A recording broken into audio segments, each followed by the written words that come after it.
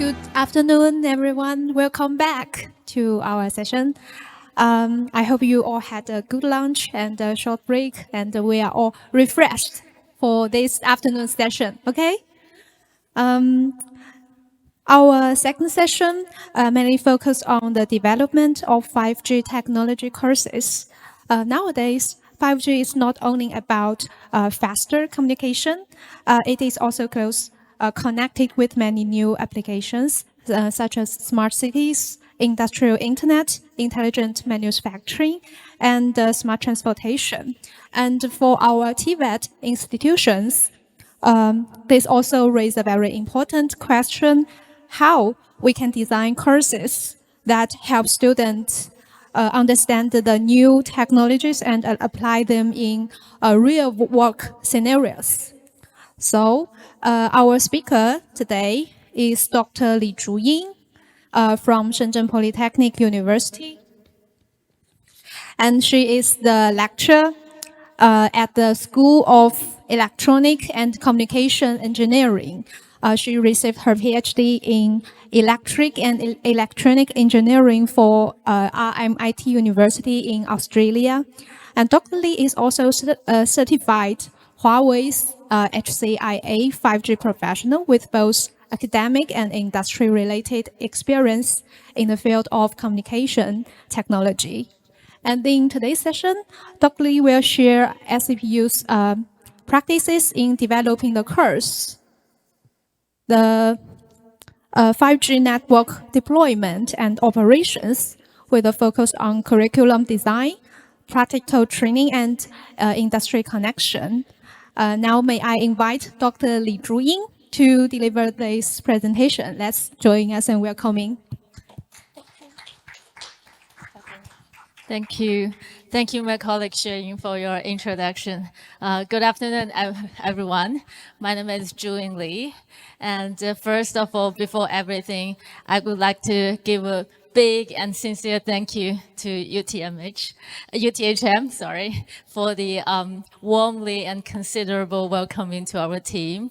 And I'd like to thank the UNESCO TVET Digital Capacity Building Center for offering this great platform to bring everyone together in this room and sharing your expertise with each other. And I'm really happy to see that in this room, every one of you guys are from different background and you're from different organizations. It will be very interesting if you can share your expertise with me as well. I think this afternoon, for me, I believe most of you guys, I think some of you traveled for a long distance to this seminar, and maybe you're tired after a whole morning session. Hopefully, in the afternoon, it's not that boring, not that tiring, and everyone can be more energetic and engaged in my session too. And hopefully I can deliver something that is not that theoretical. I'm not going to talk about 5G technology itself. I'm not going to give a lecture, but I'd rather to give something like how to develop a course, especially my experience back in China. And I was told that I should be talking more about the digitalization part. So here's the background. In China, in SZPU, we have a course in Chinese, which is called this 5G network deployment and operations. And then last year, UNESCO offered us a very good opportunity to put it in an international way. And we translate this course into English and put it on the online platform, just showed in the morning to you guys, the UNESCO online course platform. And we did a lot of the English version translation things and also the digitalization things. So today, I'm willing to share with you some of my ideas, and I hope that it can be an inspiration to all of you guys so that you can share some of your expertise to me as well. And yes, just as Zhuyin showed everyone, this is me. I have some academic background in 5G, next generation information, as well as actually my research interest is in localization for wireless networks, and it's related to telecommunication technology as well. as you can notice, I joined SZPU just for 2.5 years. So I'm quite a new teacher, actually. But although I have a strong background in the research area, but for vocational education, I'm not that experienced. I believe everyone in this room, you are good lecturers and you're good, like head of some departments. So you must be more experienced than me in educational lecturing and educational education. So for me, let me introduce my role in this course. For me, I'm like an English patch and like a digitalization patch to that course in Chinese version. Because that course in Chinese version was developed by a very experienced lecturer in China. She is in her 50s and she is very experienced in teaching students and very experienced in the cooperation with industries. However, she is not that fluent in English, very limited ability of English speaking. So here I am. I'm new. I don't know too much about teaching, but I'm willing to learn from her. And then I'm willing to devote my English speaking ability and my innovations to this course as well. So this is something that I'm going to share with you guys in this afternoon. Hopefully, the workshop will cover 6 parts in total. And actually, this is not fixed. I don't know if you're interested in which part or not, so please let me know if you have any questions regarding any of the topic so that we can focus on it more. So the first part is about 5G fundamentals and trends, which is kind of an introduction to those guys who are not very familiar with this technology. And in order to give you some introduction of the basics of this technology so that you will know what this course is about, it will be easier for you to follow. And then the second part is our curriculum design and development. And then the third part is the pedagogical highlights, which is something that I want to emphasize in this afternoon. And then the fourth part, I will introduce some of our partnerships during the course, the curriculum design, and also the digitalization. And the fifth one, maybe you're expecting most, is the hands-on simulation part. Because I asked Dr. Zhu to give you that software, and if you're willing to, you can install that software on your laptop. Unfortunately, it works only on Windows operational system, and I have quite I had received a few questions regarding that simulation software in the morning already. When you install that, it requires you to install another software called Adobe Air. If you're willing to, please do this pre-installation. It is also free online. And if you are not willing to install so many softwares on your laptop, that's okay. I will show it from my side, and you can just see it from the projector. And to be honest, for this simulation demo part, it won't be too much theoretical. What we are going to do is just, I want to quickly show you what our simulation software can do. And it's not a lecture, so we're not going to touch the details of the theoretical, like the configuration of a switch or how to connect a switch with another switch. That would be too much bothering to you guys, and it won't be very useful in the future as well. I'll just show you the modules, and you can play with the software as well. But the outcome, don't worry too much. There's no assignment for today. And finally, the sixth part, some of the future thoughts and the conclusions. So let's move on to this very first part, the 5G fundamentals and trends. Well, what is your impression of 5G technology for now? And maybe just one word or two to describe your impression.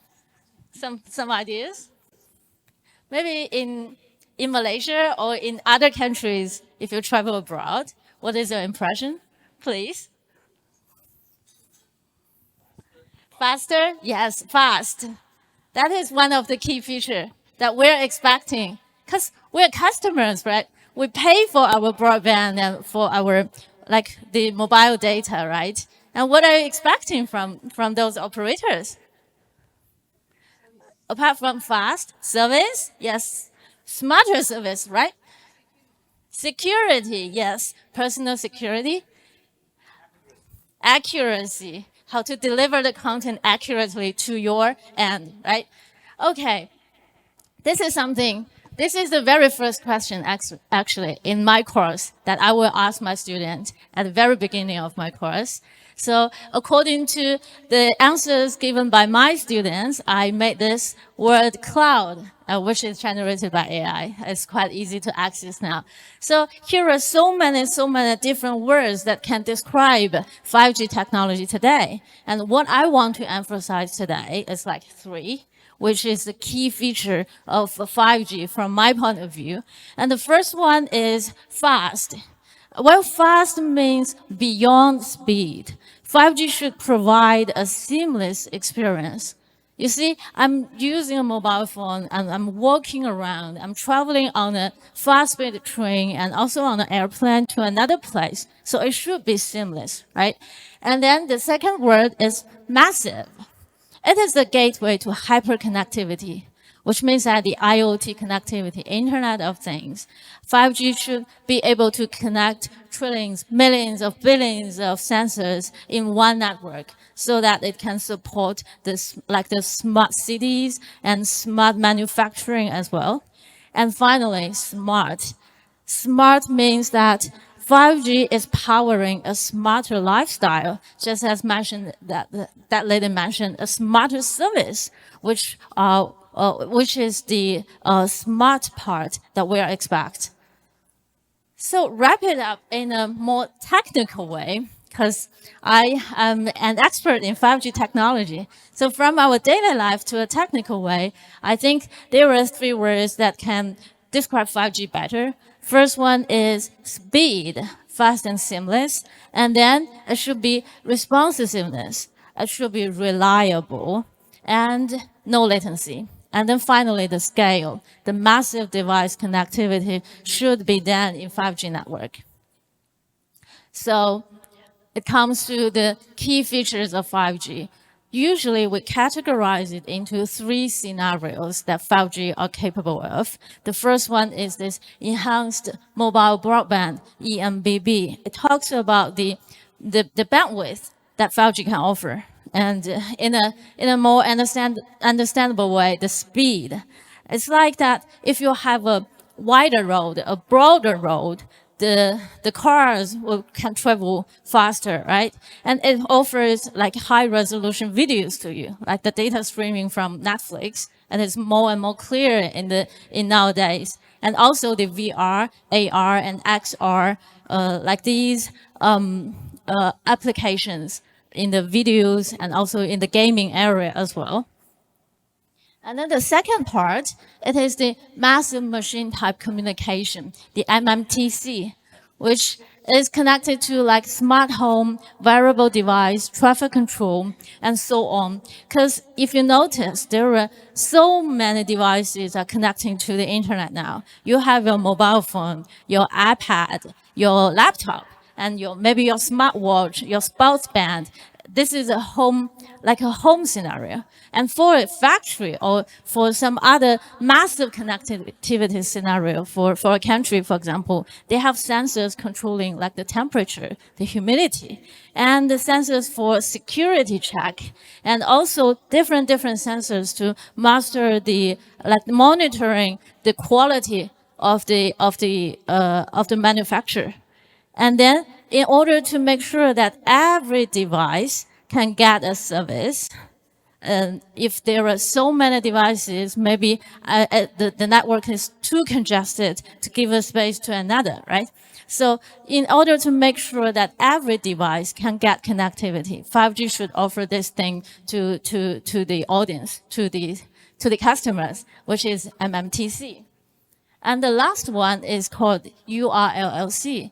It is the ultra reliable low latency communication. One of the representative application is this remote surgery. because it offers ultra reliable, sometimes we call it 6 nines, 99.9999% reliable, and very low latency, less than 1 millisecond latency, so that a remote surgery can be realized through a 5G connection. And the doctor from another country or another place can give surgery to the patient due to some issues that the patient can be transferred to the doctor, right? I'm sorry. And so after talking about those 3 key scenarios, normally in a technical way, we will put it in a triangle. It's like the 3 points of the triangle, and this whole triangle forms the 5G technology. And the benefit goes to everyone, not only our customers, but also like for the consumers. Let's say consumers first. For the consumers, not just a faster streaming, but streamless, immersive experiences that redefine our daily life. I believe everyone have already felt this. And for the industries, it is a reliability revolution. Turning factories, healthcare, and logistics into precision ecosystems. And then for technology itself, it is the foundation for tomorrow's innovations, especially for artificial intelligence, the AI, and IoT and beyond. It's scaling without limits. And then for the nation, it is a greater picture now. It is a strategic advantage in the digital age, economic growth, resilience, and global leadership, and so on. So just now, we talked about what 5G is like now and how is the roadmap that 5G evolved into today. We have this roadmap. Normally, I introduce it to our students because for now, students are so young, they're at their 20s. They never see these cell phones before. I believe everyone in this room should be familiar with these mobile phones from the 1G, very big, very heavy, and it supports only analog signals. You can only make phone calls with them. And then the 2G mobile phone, if you know, like Motorola and Nokia, yes, and it supports short messages. And then you have very, very limited speed to internet. That's the beginning of surfing the internet from your mobile phone. And then 3G came. The iPhone 3GS came, and the whole world started to change. The networks started to support like emails. We can send pictures to each other.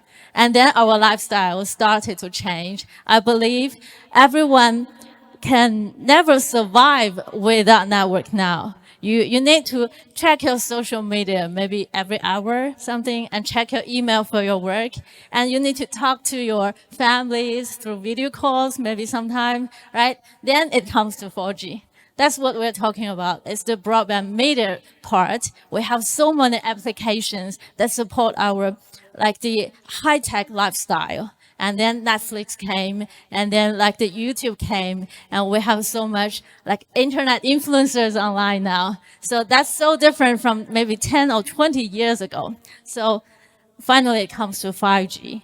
We say that we use 5G to connect to everything. It's not just your mobile phone now. We have so many sensors, like the smart traffic control lights, and like the vehicle-to-vehicle communication. We're talking about autopilot and manned vehicles and drones now. So the future can be full of possibilities through 5G technology and even 5.5G and even 6G already. So this is the evolution map of 5G.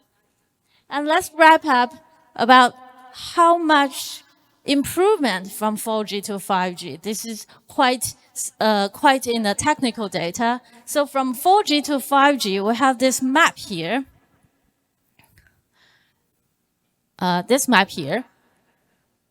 And marking some of the key features that 5G has been improved from 4G. And what I want to emphasize is that no matter for any of these 3 scenarios, the EMBB, MMTC, URLLC, all of these scenarios, 5G has improved like more than 10 or 20 times than 4G. 4G is also called LTE, which is normally shown on your phone. If you now you have a bad connection, you have LTE signal, right? That means that your connection is back to 4G, and then you can experience that the most impressive thing about 4G from 5G to 4G is like the connection is really slow. When you want to go to Instagram, then you open that Instagram, then you need some time to load a video. Well, that I can't imagine that. It is so inefficient. And if it's 5G, everything is here, right? So the most significant difference is the speed, and then we have this denser connectivity and the faster responsiveness. And where are we now? I hope this is clear enough. If not, let me open another file for you guys so that it will be more clear about the this one. About the 5G development in the world, I want to introduce this world map to you. It is the state of 5G standalone development. Let me see if I can make it. Maybe this one? Oh, no, sorry. All right, let's do this. Let's see that there are two different colors on the map, apart from black. And the first one is that purple one. It is called the 5G NSA technology. NSA means that it is non-standalone. Non-standalone means that it is developed upon 4G, upon LTE, which means that it is easier for start. The operators can build the infrastructure right upon the LTE infrastructure. They have already a set of the LTE infrastructure, so they can put another like upgrade to the LTE infrastructure. Then they get 5G. It is cheaper. It is easy to start, but it has limited performance. And if you want to have a better performance, then let's see the white part, the SA part, which is the standalone 5G technology. Standalone means that it is independent from LTE. But if you want to build this infrastructure, you need more money. It doesn't relate to anything about LTE, but it will be faster and easier to be upgraded to 6G, easier to connect to the future. So let's look at this map. And it's good to see that in some of the area of the world, it is very wide. For example, here in the South America, and here in India, and also some part of in China, and also, let me zoom in a little bit, part of Thailand and also Malaysia. Malaysia is kind of a mixture of white and purple. What does this mean? It means that if you have more proportions of standalone of the white area, you are closer to the future. You are closer to 6G or 5.5G. It is easier for you to upgrade your 5G technology to one step in the future. And apart from this figure, let's back to some of the data. We do have a data on it. Yes, this is the top 10 countries by 5G SA, the standalone rollout. It is not out of expectation that China is number one in the world now. And we can also see that our neighbor Thailand is also here. And and also Singapore is on the ranking now. So what does this mean? This means the 5G rollout, it takes the proportion of all 5G samples based on 5G SA. The 5G rollout is taking more proportion of the 5G networks. As I said, it is closer to the future. And this is another data from, it's called the SZPU'S database. And the 5G industry report in 2025, which means that the industry requires a lot of talents now. Because if we are cultivating talents in our program, we hope that our students can find a good job in the industry. If there's a large or huge gap in the industry, that means that students are more likely to find a good job. So 5G industry employs more than 1.8 million people globally. And in 2025, it added 102,000 new workers. And it shows that there's a high demand for talent and continuous workforce growth. And here are some of the top city hubs, which is the USA, China, India, Germany, and the UK. And here are some of the city hubs. There are Shenzhen, London, and Beijing and Shanghai. We can see that China takes a very important place in these rankings, and we have 3 cities in the ranking as well. This figure is just a viewable version of these data. So we can say that China has this leadership in the 5G development. Let's take a closer look at the development in China now. The first one is the infrastructure scale. We have more than 5 million 5G base stations and taking up more than 60% of the global total for now. And for the user adoption, 1.26 billion 5G subscribers are in China. The penetration rate of the total mobile users exceeded 69%. And then the pairing 5G advanced, which is 5.5G, you can consider it as the future. There are more than 330 plus cities covered by 5G A networks. And in my city, I come from Shenzhen. In Shenzhen, I observed the evolution from 5G to 5.5G. In our campus, if you see from your phone, it is 5.5G connection. Because our campus is kind of in good relationship with Huawei and all the other operators. And then if you walk around the campus and you go out, maybe a few train stations away, and then you find that, oh, it's 5G now. It's not 5.5G anymore. And then if you walk around to some other city hubs, the city centers and also the shopping centers, it comes back to 5.5G again. So it's like it's partially developed in the cities. It's not like a whole thing, not for the citywide, overnight, everything is 5.5G. Not in that way. It's partially developed and it takes a while to get fully covered by 5.5G. And now, and the fourth part is the deep industry integration, the 2B part. More than 64,000 5G virtual private networks are deployed for enterprises. And the fifth one, the final one, is the core technology and IP dominance. And 42% of the global share of 5G standard essentials patents are in China. So, as a big country and as a leader of the 5G development, how can we achieve this? I'm not an expert in the strategy decisions of the government or anything, but I just collect some of the data.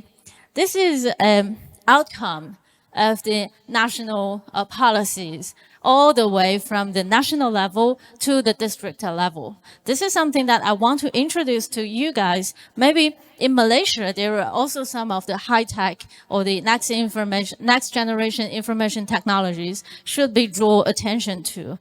And from the national level, we have these strategic directives encouraged by the government, national government. For example, we have this 5G scale application, which is called the Cell-Link Upgraded Plan, focusing on the next generation information technologies. And we also have the 3-year action plan from 2024 to 2026 to encourage more of the organizations involved into these technologies. And from the province level, in our province, we are the Guangdong province, and Guangdong province issues specific subsidies for 5G empowered industrial internet, aligning with this manufacturing first strategy. And for the city level, the Shenzhen city government essentially opens public resources for 5G and 5.5G base station development, aiming to build a 5G-A pioneer city. And also in the district level, this is a very small government now. For the district level, we have precision execution as well. We have cash refund and also the tax reduced for those manufacturers who are willing to take part into 5G development. And we aim to build 5G fully connected factories.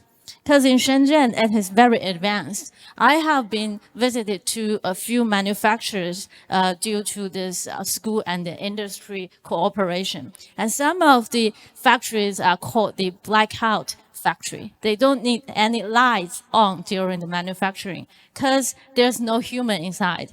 They are all robotic, fully functioning manufacturers. So it is so advanced, and sometimes it is also like save the energy as well. And to wrap it up, it's called that top-down mandate, top-up action. It is the power of the multi-tiered matrix so that 5G technology in China can develop with so much engagement and so much advancement. And also, we are not only focusing on the domestic only. We want to be more international because we do have this leadership in 5G technology, and we want to be more responsible for the development of, to support more countries in the 5G development. And for this ASEAN area specifically, again, I'm not an expert in the international relationship or anything like this, but these are public informations online, and I use some AI tools to collect the news from online and then summarize it. So what I want to mention here is that we do have some of the support policies for international corporations. For example, me standing here is, I believe is a part of the small outcome from these policies. So the Asia-ASEAN Free Trade Agreement 3.0, for example, and also some of the meetings and action plans. And in 5G technology itself, we do have some of these supportive policies as well. And not only in the ASEAN area, but also worldwide. Another very famous international policy is called the Belt and Road Initiative, which is also called the Digital Silk Road Initiative. We're focusing on the countries along the Belt and Road, for example, those Middle East countries. Me, myself, visited the Middle East last year for countries like Oman and Saudi Arabia for future cooperations with those educational organizations there. And we also have some other policies regarding the China-Africa Digital Innovation Partnership as well. So what I want to say here is that China is willing to take this responsibility to help the other countries or to cooperate with other countries and to build this China 5G partnership ecosystem together. And so talking about the industry, after talking about the industry, let's see what we can do in this 5G technology development. So since there is a very fast development in the 5G technology, in the industry, there must be a critical talent gap, right? And these are some of the data that I collected from some Chinese news. And this year, year 2026, we have 350K 5G network architects needed. However, the supply number is only 120K. The gap is very big. And by talking about gap, that is our duty to cultivate more students that is ready for the industry, right? And the good will go to the benefits will go to not only the students, they will find a good job, but also us. We can build a better curriculum based on these gaps in the industry, right?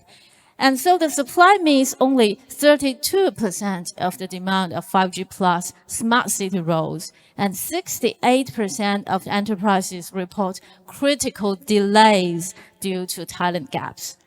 And it is expected that in the year 2030, 1.2 million 5G-A and 6 R&D specialists are required. 6G is not just a concept. We're talking more and more about 6G. Actually, 5G is kind of out of date now because we're talking about 5G for like almost 10 years. And we are willing to be more open to 6G and 6G development as well. That is also another problem for our course makers, how to keep up with the development of the technology as well. And also for the AI area, 850K AI 5G integration experts are needed in the year 2030. And China's 5G talent pipeline is expected to grow at a compound annual growth rate of 75% through 2030. So this is a giant industry. And how can I serve it better? And how to be a part of this ecosystem? That is our question.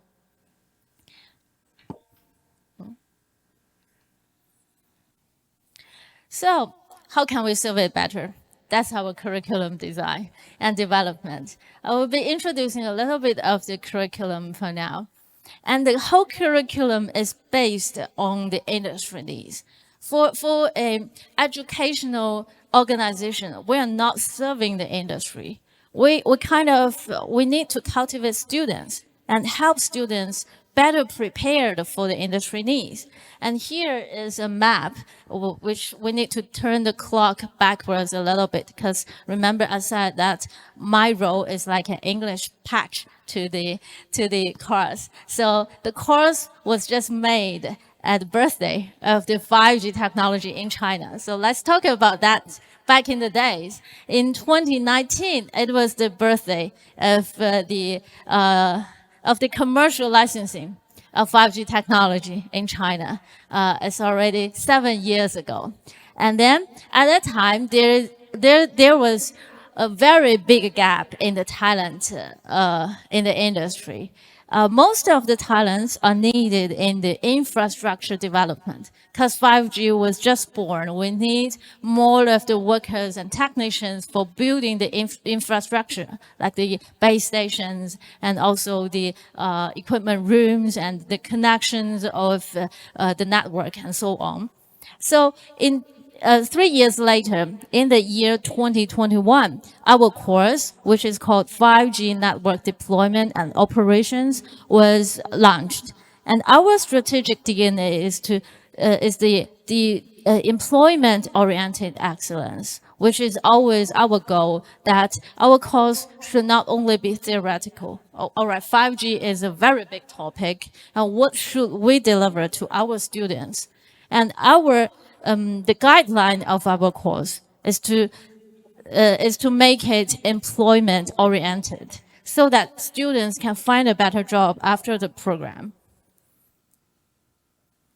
And last year, the requirement is upgraded. We got the call from the UNESCO, and then they asked us to build this 5G technology course based on our Chinese version to an English version. Then there are some needs that we can do for the English curriculum as well. And the first one is the surging global market demand, because there are more and more countries that requires 5G talents for now. And also we want to take the China's leadership and responsibility. And finally, the UNESCO offers such a good platform for us to put our courses on the online platform. So there's a little bit about the digitalization as well. Okay.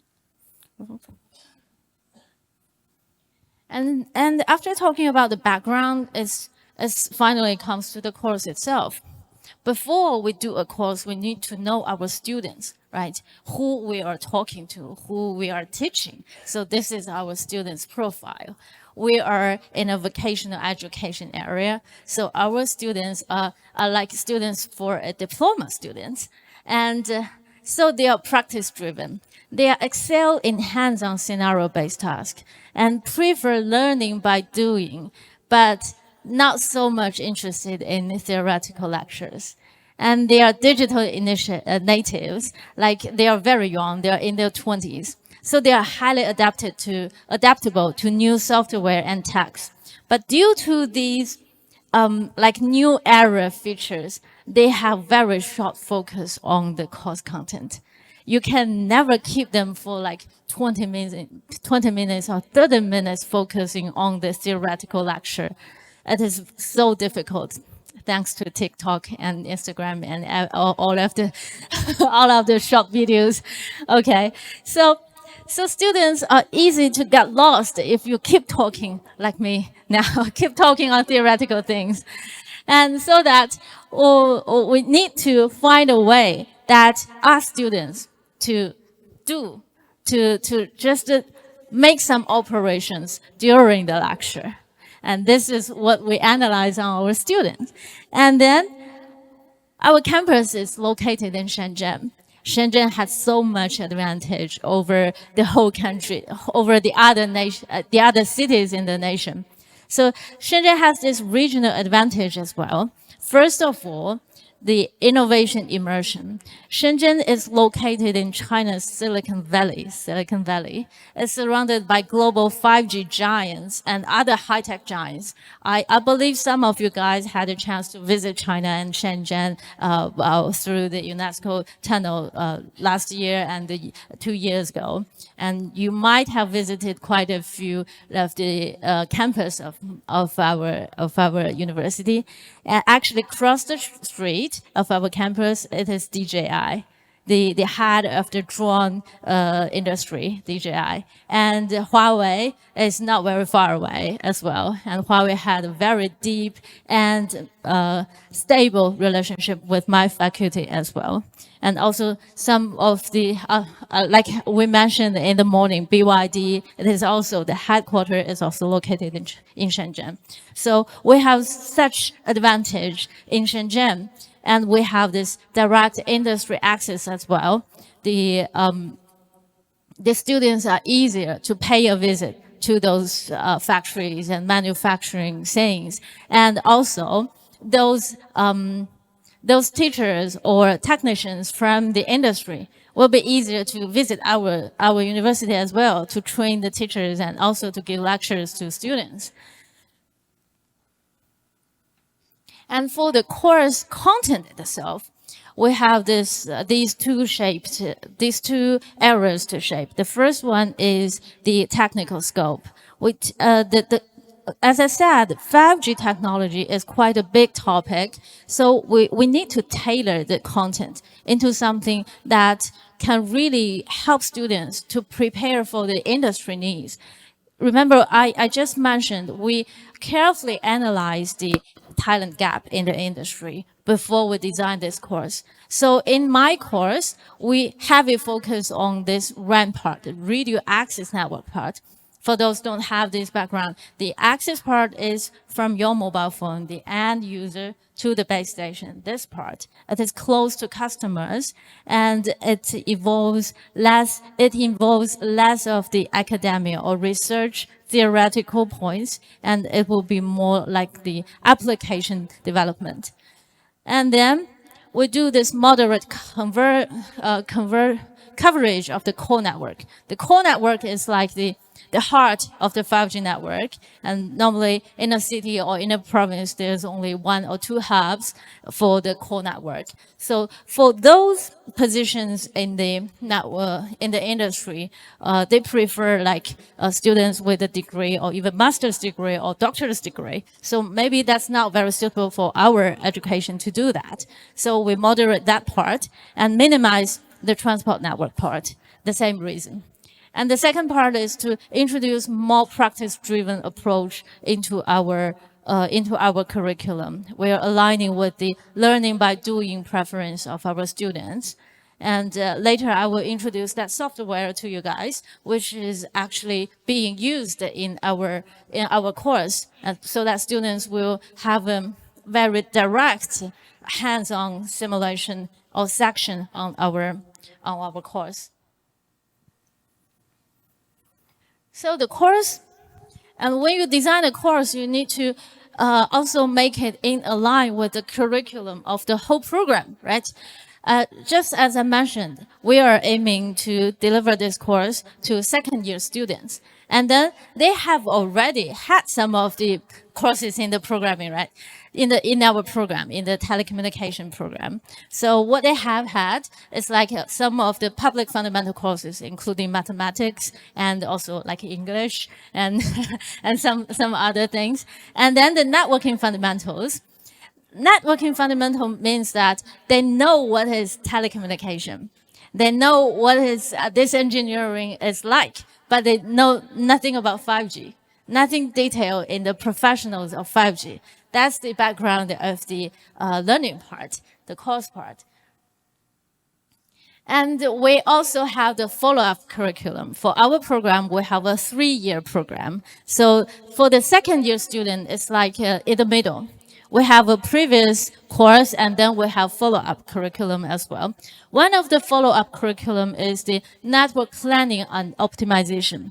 We do deployment and maintenance in our course, because usually for one semester, we can only deliver 48 class hours or 64 class hours maximum. That's not possible to give everything of 5G technology to them. So we just put a part of the like deployment and maintenance in our course, and then the optimization part in the follow-up courses.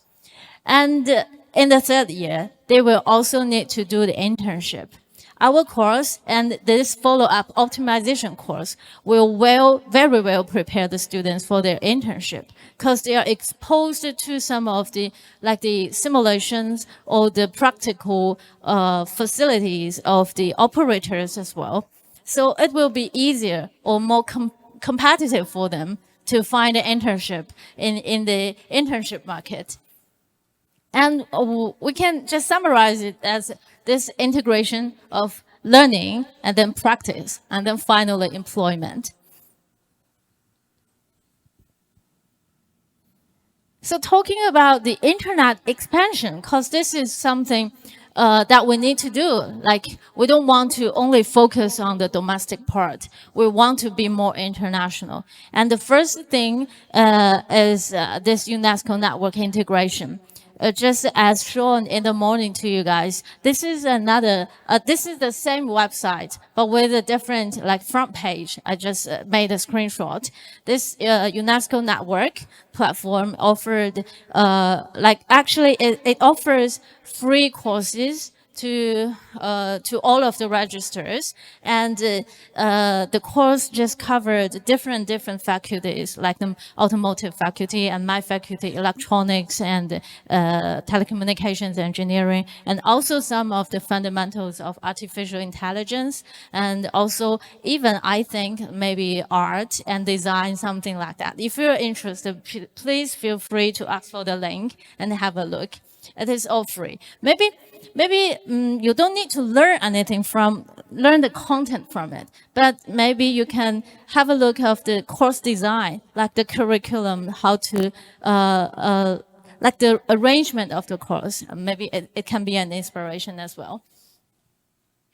So this is our course, like the course structure. On the right, it is the structure, the whole course structure of my Chinese course. You can see that in Chinese, we have 8 programs in total, 8 chapters in total. But for English expansion, due to a very limited time and labor, there were English is my second language. It's also the second language to all of the Chinese lecturers in my campus. So due to a very limited time and labor, we just select 5 out of 8, the most important chapters from it, to form a new course, to make the content like seamless and covered from the very basic to a little bit of the upper level. And what we want to do is that we want to focus on the fundamentals, because the fundamental never change. I can't say never change, but it can be always useful. Sorry, you have a question. Sorry to interrupt you. I have two questions. Okay, the first one is just now you mentioned that all students that join this degree program will be taught how to, I mean, got topic on the fundamental telecommunication, right? So my first question is there any basic requirement for them to enter this degree program? Okay, that is the first question. And then the second question, just now we are looking at the slide where you mentioned that you use your language to teach them. So in terms of the technical term, might be based on your experience, do you need to translate to your language, or you use the international, internationally wide terms that have been used? Okay, thank you for your question. The first question is about any requirements for students to join my course. The answer is yes. They need to pass the exams of the pre courses, like I mentioned in the slides before. We have these like this. We have these courses that is like a prerequisite for students to pass. And they need to pass these courses. Actually, they're year one course. They need to pass these year one course, and then they can take these year two courses. And for my course, it is a year two course. And there's no extra like request for the digital part. There's no extra part, but you need to pass these year one courses in order to, becoming a year two student. So before they become a year one student, is there any prerequisite? Before they join our university, they need to pass the college entrance examination. It's a national examination. What subjects do they need to pass to join this particular degree program? Like mathematics or? Mathematics. Actually, it's a national exam. They have like mathematics, English, and also Chinese, and also like the I think because I took that many years ago. I don't know how it looks like today. I think the physics, biology, and also chemistry for entering. Yeah, for entering the yeah. Yes, for entering the engineering part. Yes. And for the second question about the language problem, because we're a Chinese university and we're delivering all of the courses in Chinese. And in terms of the professional terminologicians, in terms of this part, we have it in a Chinese version. Yes. Because 5G is actually the standards are made by Huawei, right? Most of the standards are made by Huawei because it is the number one in the world. So everything actually there's the English version and the Chinese version.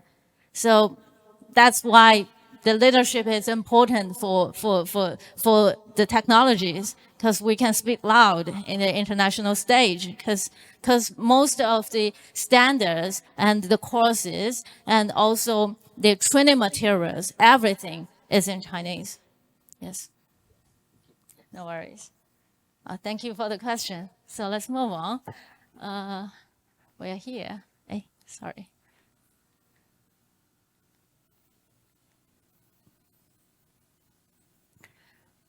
So we were here at the selection of the content from the Chinese version to an English version. What I focus on is like the fundamental part, because due to the evolution of the technology, say we're talking about 5.5G and 6G, the upper level can change so fast, but the fundamental level will be public or solid for all of the technologies. Even if it's changing, it's like mathematics. Even if it's changing, it is always useful.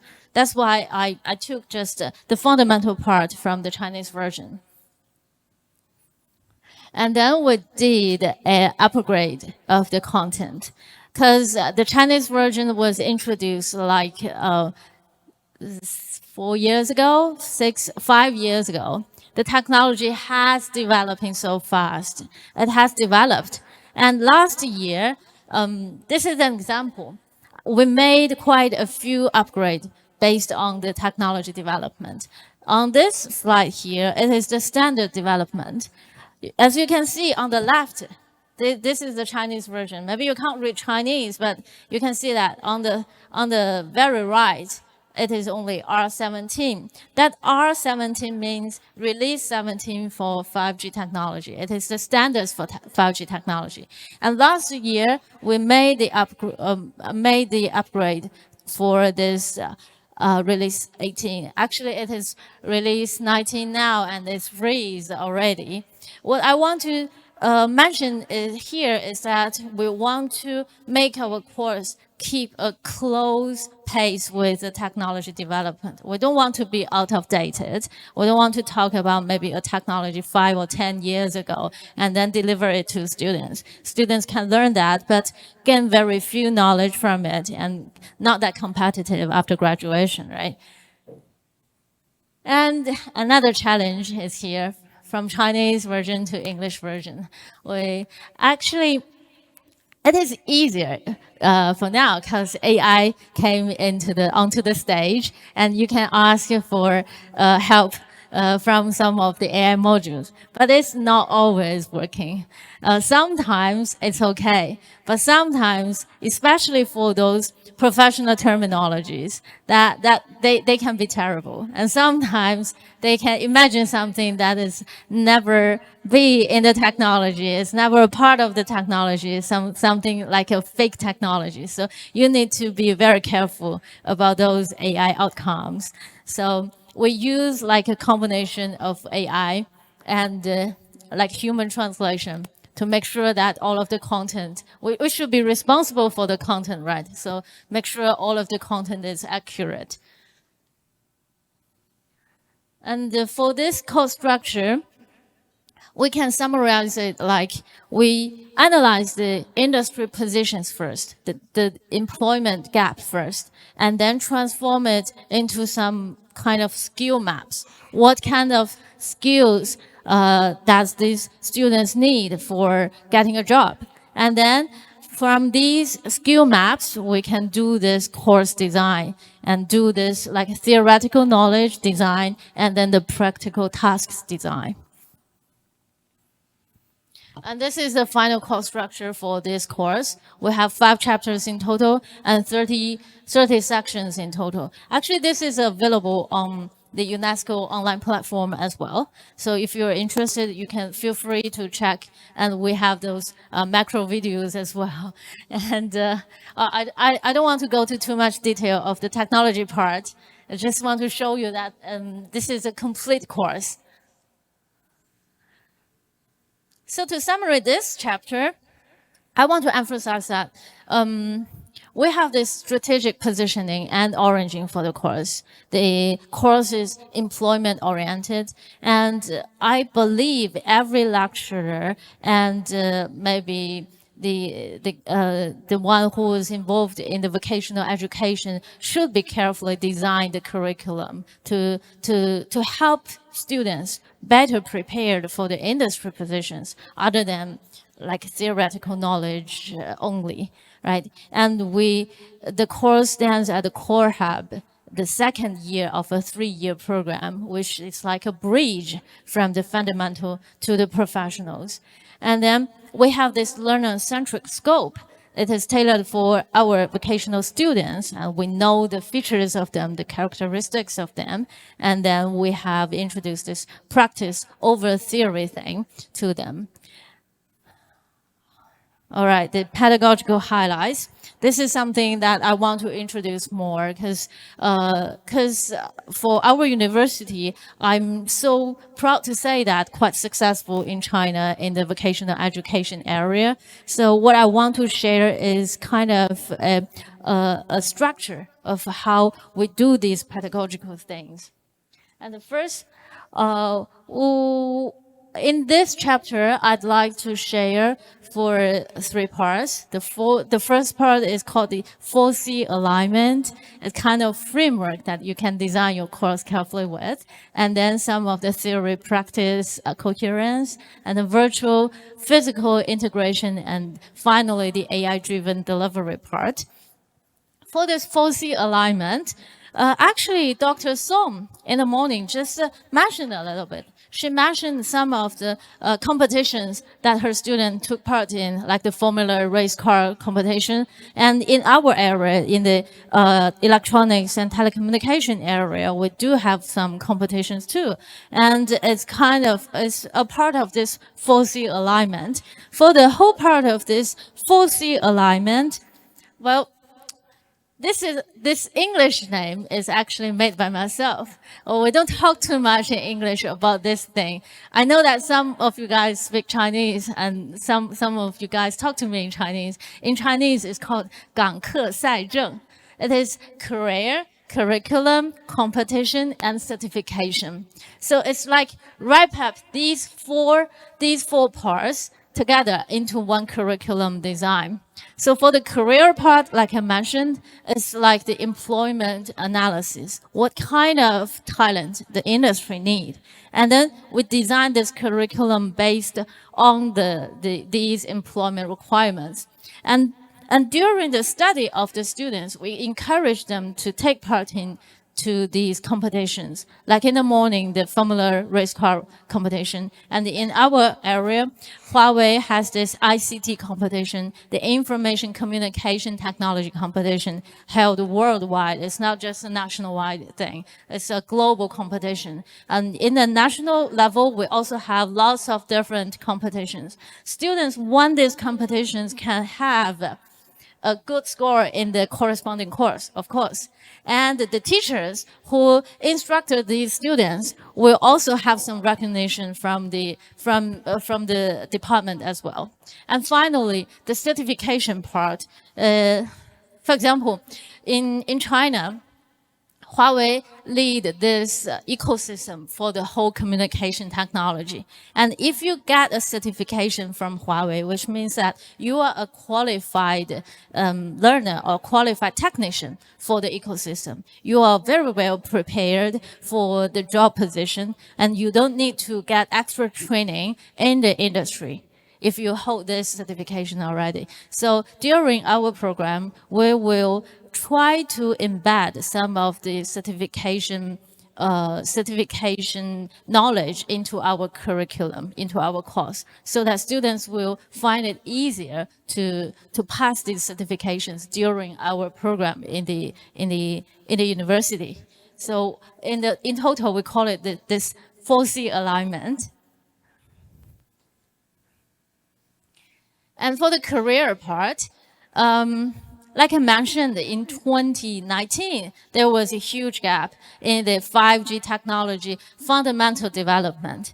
And at that time, we found that 3 of the jobs are the representative jobs for our course. First one is this 5G RAN deployment engineer, and then the backhaul transmission specialist, and then the 5G base station field technician. I put it here not only because I'm doing this presentation. Actually, in our department, in our faculty, we have meetings regularly about how to analyze the industry needs, and we need to visit the industry as well. Some of the leading companies, remember we're in Shenzhen, and it's easier to visit those companies. So we need to visit these companies regularly and to find out what kind of talents we should cultivate, so that we can carefully adjust our teaching content to the students. And for these 3 roles or 3 employment jobs, we can find that the linkage between my course from chapter 1 to chapter 5 to these employment jobs. So that from the study of my course, students will be prepared, will get some of the knowledge prepared for the job roles already. And also after graduation, we also do this feedback thing from the students as well. Maybe 1 year or 3 years after their graduation, we will try to collect more information from them to ask them if they are satisfied with their position now, and to ask them if they find that the course was useful during their work or not, and about the salary and everything. Try to have a thorough analysis of the students who are in the workforce already.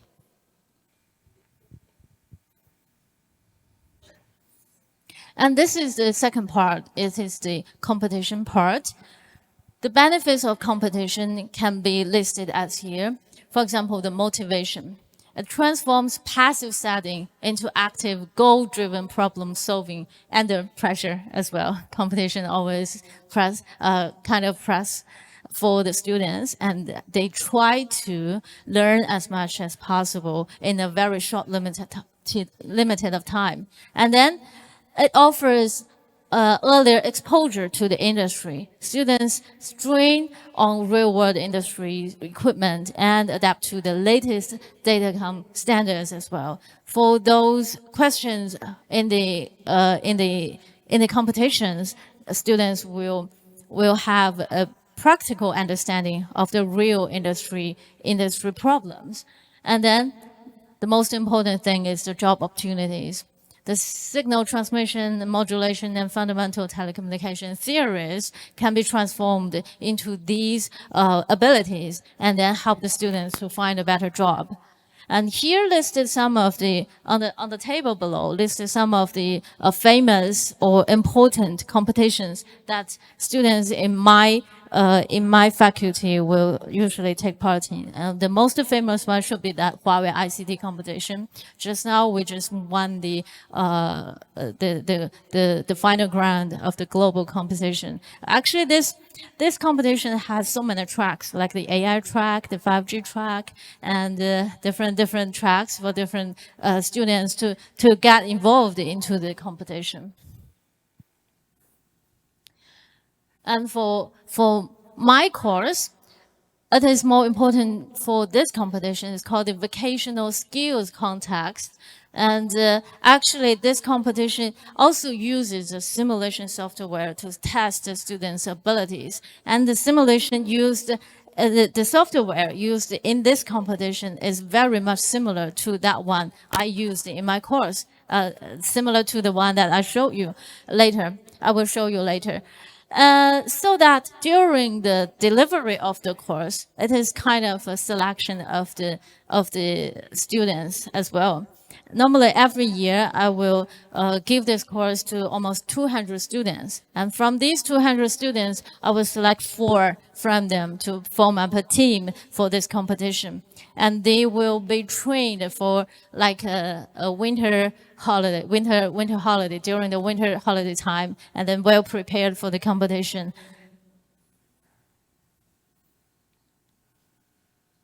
And then the certification part. For this certification, normally in our area, we mentioned the certification for Huawei because Huawei is leading the industry. It is making these standards in the industry. And for Huawei, they are having these 3-layered certification. One is the associate level, which is the HCIA, and then the professional level, which is the HCIP, and then the expert level, HCIE.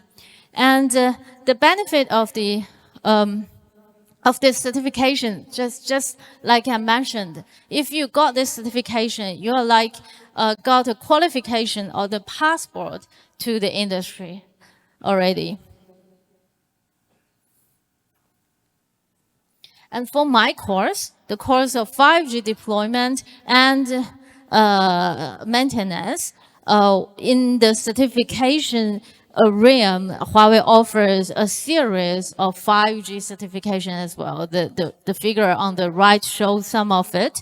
For the associate level, the entry level, we have 5G core and then 5G RAN, and so on. And for my course, I would rather encourage students to take 5G core network and 5G RAN deployment as well. But actually, we don't do that certification test in our course. We just, what we want to do is like to try to introduce more of the theoretical knowledge based on these certifications. The certification test is like a guideline for our theoretical knowledge design, and students are exposed to these theoretical knowledge during the study of our course. Then after they finish the course, it will be easier for them to get a certification in the corresponding area, like 5G or 5G RAN.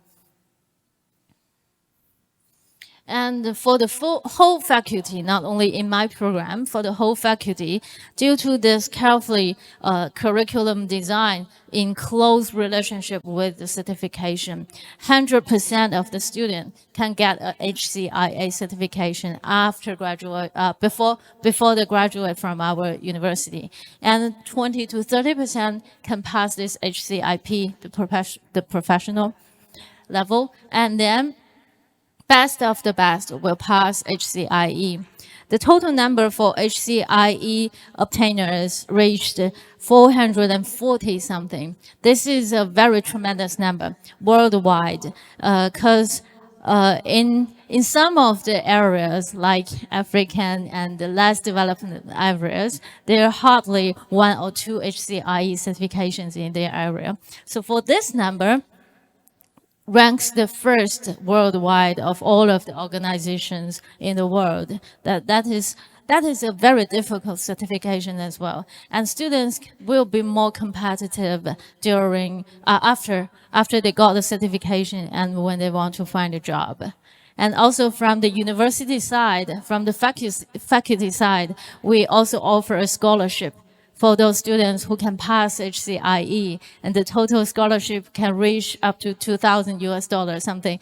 It covers all of the training fees and also the fee for the exam as well. So students will be more motivated to get these certifications and to challenge themselves in a higher level certification as well. And for example, this figure at the bottom, the Huawei Career Certification Portfolio, it can be accessed from the official network of Huawei Thailand as well. It is actually public to all of the people all over the world. So let's sum it up for this 4C advantage from the industry. The benefit will be they can receive job-ready certified talent, saves time for training as well, and significantly reducing onboarding time and enterprise training costs. And for the universities, it boosts graduate employment quality and strengthens industry academic partnerships through a highly relevant curriculum. And then for lecturers, the benefit also goes to us. It enhances that dual qualified teaching capabilities by keeping instructors aligned with the real world industry standards and tech trends. For this part, actually, our faculty sent our teachers to Huawei Training Center during the winter and summer breaks as well for the latest technology training, so that teachers can keep up with the latest technology.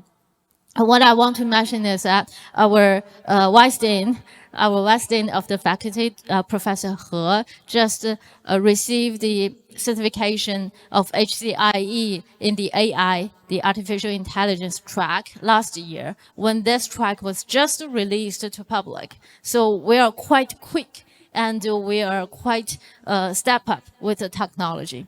And finally, for students, the benefits would be like they build comprehensive career competitiveness through practical skills, which is a course, and then proven problem solving through the competition, and recognized credentials, which is the certification.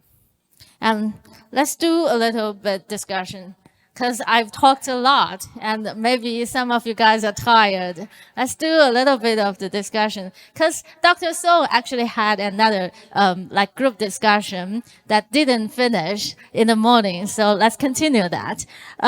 From my side, actually I shared a lot about my curriculum design and how we do these courses, how we deliver these courses to students. And I also want to hear from you guys that what you did and your experience about this course development. It's open about the course development, about the digitalization, and also the internationalization as well, the good things, the bad things, and maybe your future plans, and maybe your experience of how to overcome the challenges, anything. And we also like group you guys in tables. So it's like group 1, and then group 2, and 3, and 4, and then group 5 for you guys, and 6, and then group 7. So please have a discussion with your neighbors, and then maybe share it with you later. Maybe let's talk for about 5 to 10 minutes. That's, yeah. We're open. But please start. Please start. I think you do have papers. And if you have questions, please. Yes.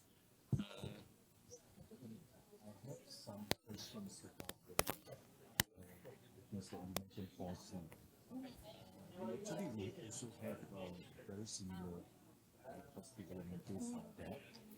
The only things different is the competition and also certifications. We have certifications, but we charge the student fees.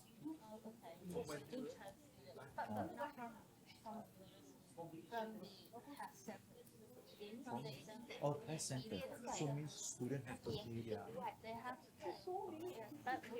But is this compulsory for them to join the certificate?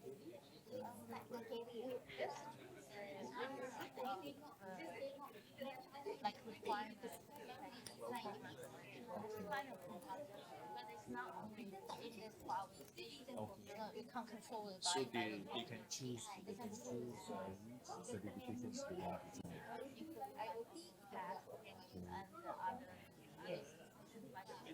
Okay, right. So how many certifications they are required before they graduate? Just one.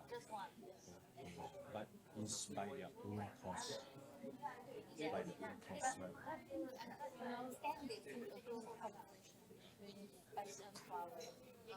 They sign a bank through a university tunnel. They will have like And one thing is on the competition. So is it compulsory for every course in that programs to have competitions? No.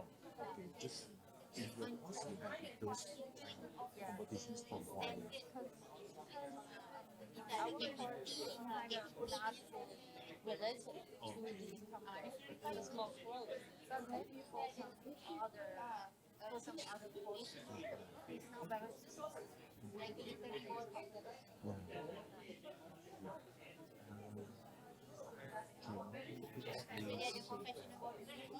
The curriculum revisions.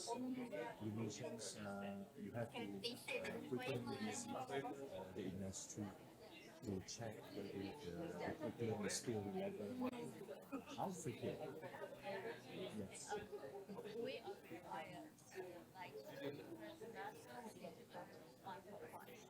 Oh.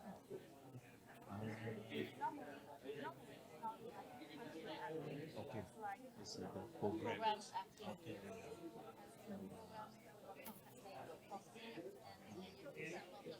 are free, then they will So you will bring the curriculum and have benchmarking. So means the curriculum can be changed anytime.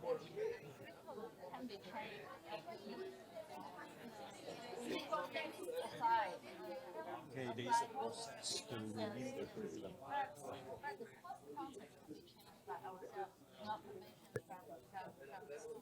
What is the difference between the curriculum is the the course.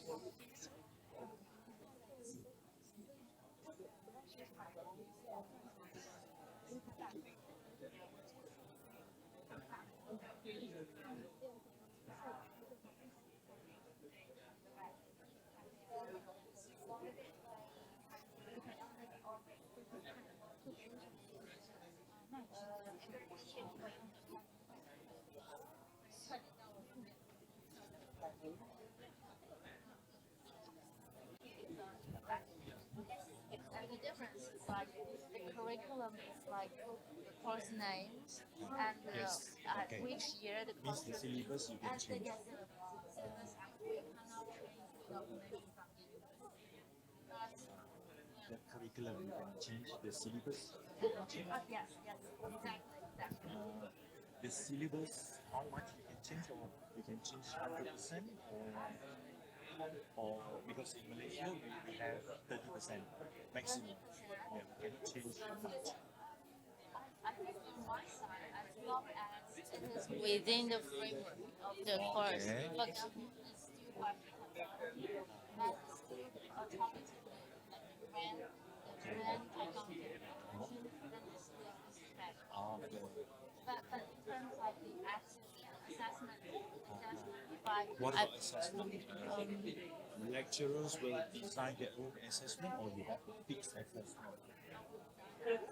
but the style of the assessment is the same have course. Or if it's a written test, then it So must you be a must written have a test. written Yeah. test. What about the weightage? What about the weightage? Let's say if the written test is 50 marks, so can you change that 50 marks, or okay, we have to review that.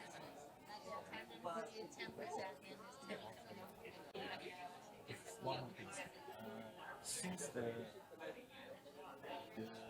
course that we have is very fast evolved technology. In fact, in order to train the student in terms of practical, if we don't have those kind of latest equipment, how do you actually plan to train the student practical? Practical skill if you do it, unless you use the simulations software.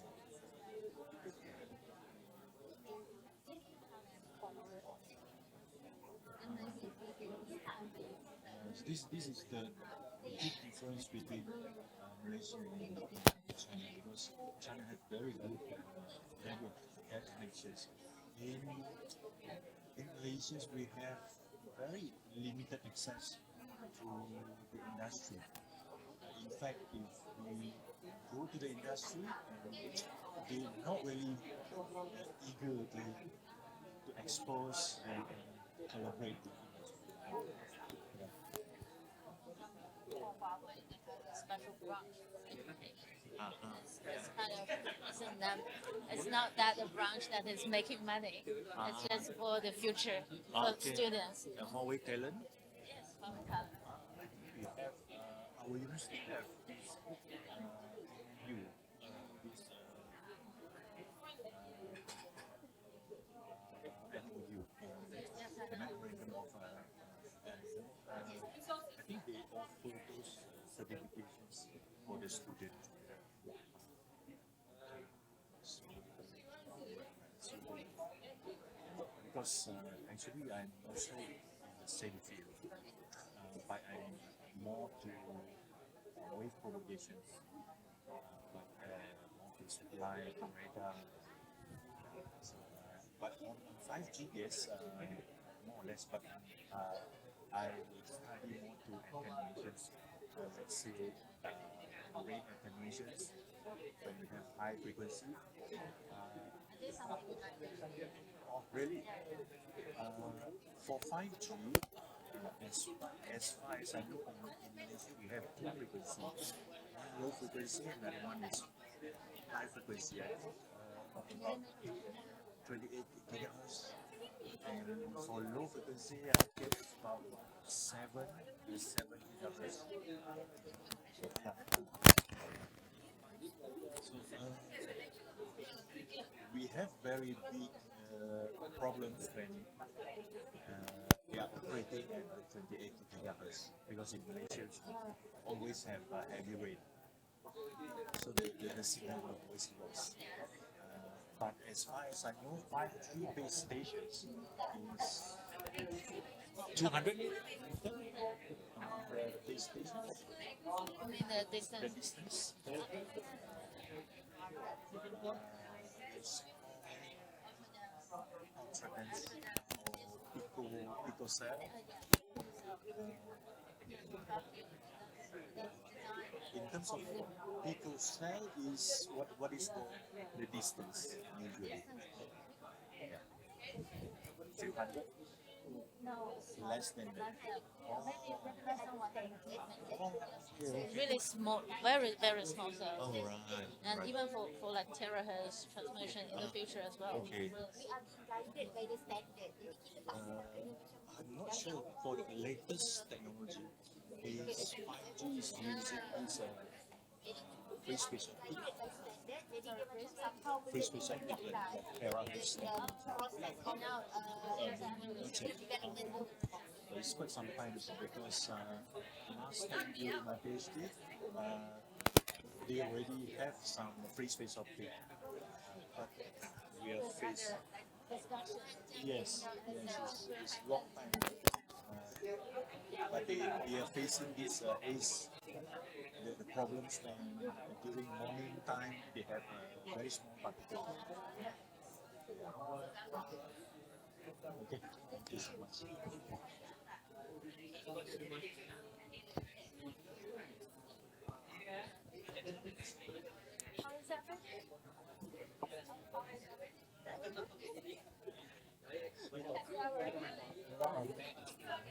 Oh, no, no, no, no. No, no. These are just concepts. Yeah. Very happy. Personally, this is my second time I'm attending this workshop. Last time also I attended this workshop, and I liked it very much. So, so this year, as it was announced, I applied. Yeah. So, but I was just discussing with you some some points like that. Yeah, that normally, if in comparison to faculty, documentary, for example, right?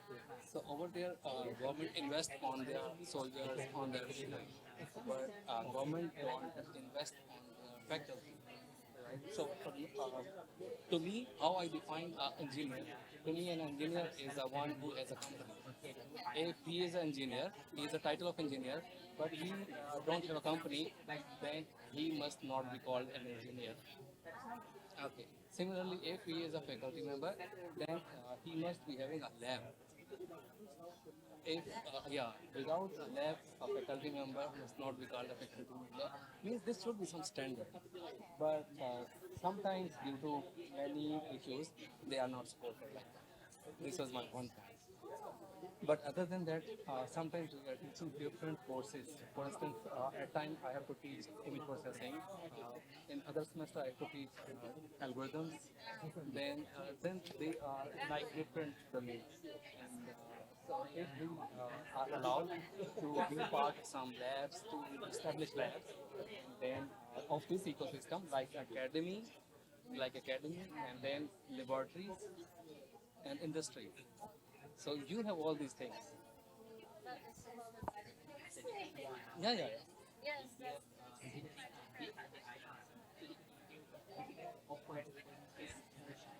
Yeah, but it could be like an ecosystem. Like you have academy, you have labs, you have industry. So they all are connected.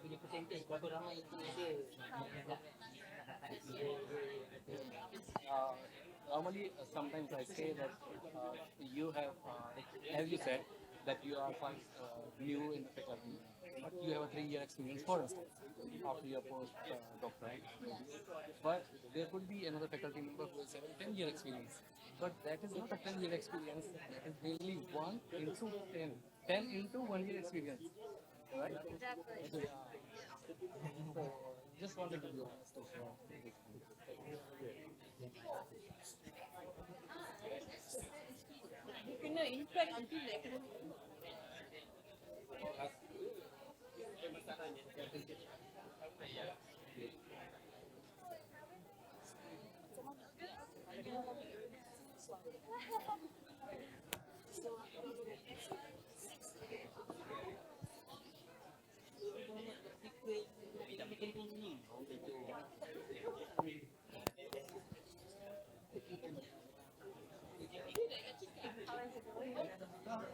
Good.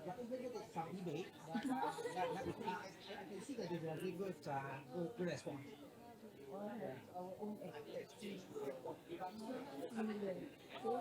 Yeah, but here then we cannot connect with the 5G, which is why it's some other aspect.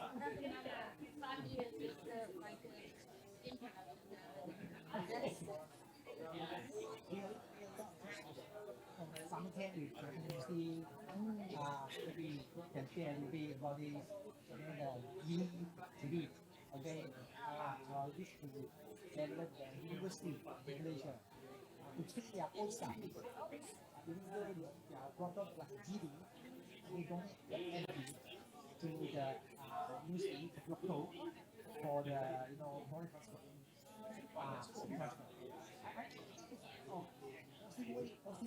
Perspective from the internationalization.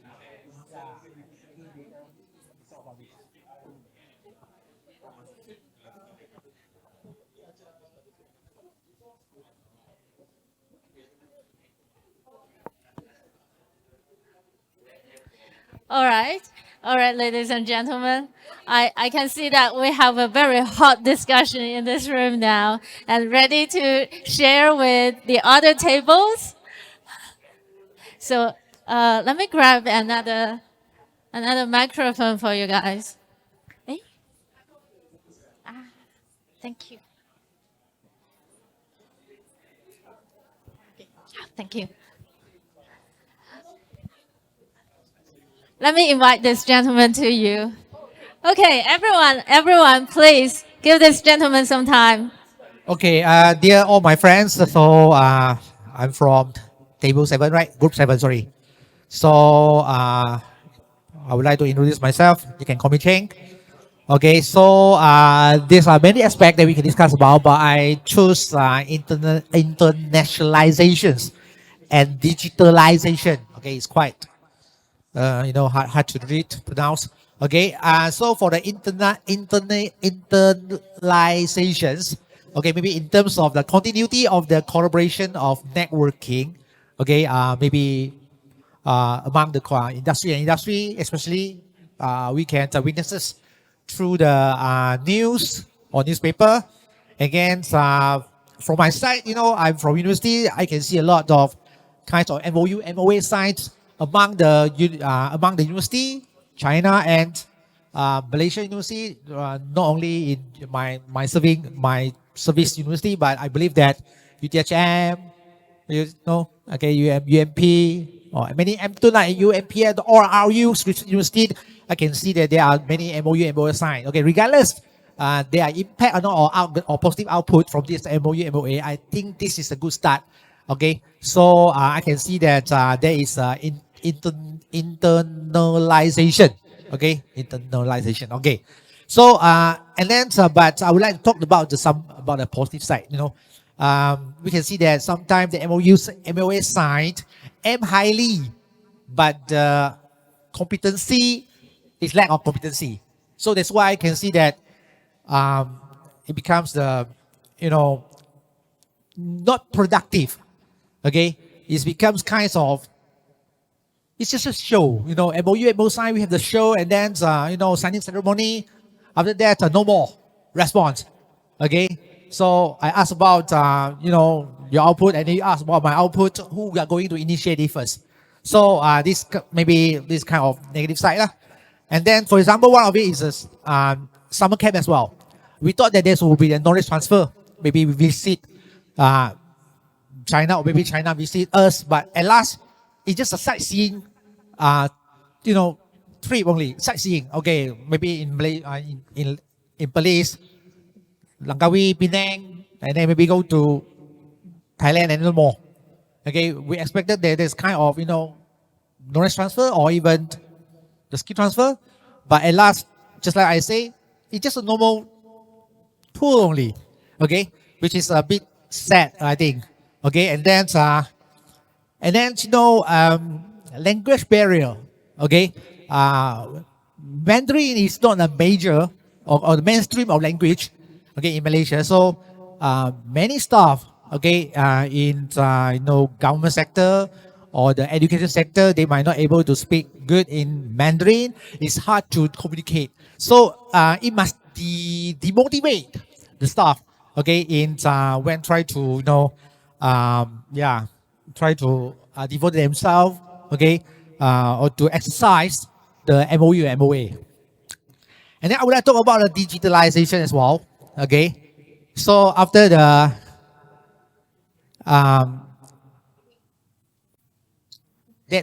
during the COVID, what is it? PKP, PKP in English called MCO lah, lama tak guna ayat tu, sorry lupa. Okay, during MCO, even though it's very pain the process, okay, it caused a casualty, massive casualty all around the world.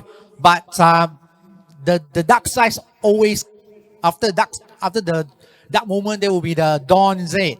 So we can see that there will be the emergence of AI then, and then there is especially the IoT, and then before this the emergence of COVID or strike of COVID. So normally we go for physical class day and night, but since the emergence of we start to care about this so-called ODL or maybe the synchronous and asynchronous learning. Okay, then through the the capacity of internet accessibility and maybe the system, for example, maybe some of you might know that Moodle, and then we know about the Google Classroom. Okay, and then Gmeet. Before the strike of COVID MCO, I know nothing about the Google Classroom. I know nothing about the Gmeet. Meet physically. Okay, but now Gmeet become a norm. Okay, so even though I interview my student, maybe he or she might far apart from me, 100 kilometer, 1,000 kilometer, I can still talk with him or her. Okay, even evaluate her or him. Okay, so I think this is the one of the good point in terms of digitalization. But in the other way, it's exposed as well the lack of the good device. Okay, which might need a good internet speed. Okay, so we cannot access it due to the 5G is not cover every single place, especially in my Servicing University. We are from remote area. 5G is available, but it's not at every space, every location. So there might be a problem as well. Okay, we try to promote 5G, everything IoT, go ahead, and then at last, not accessible.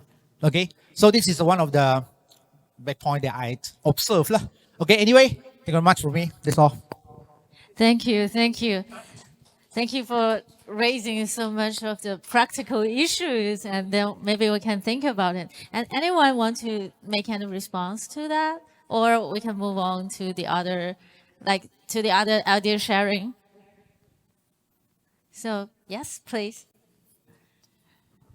Okay, I am from Group 2. On behalf of Dr. Anu and also Dr. Rosli, we would like to highlight that in order for us to develop a course, so before we develop a course, we need to have academic program in which we need to have, it is started with a national education policy, where we need to fulfill whatever have been highlighted in the national education policy.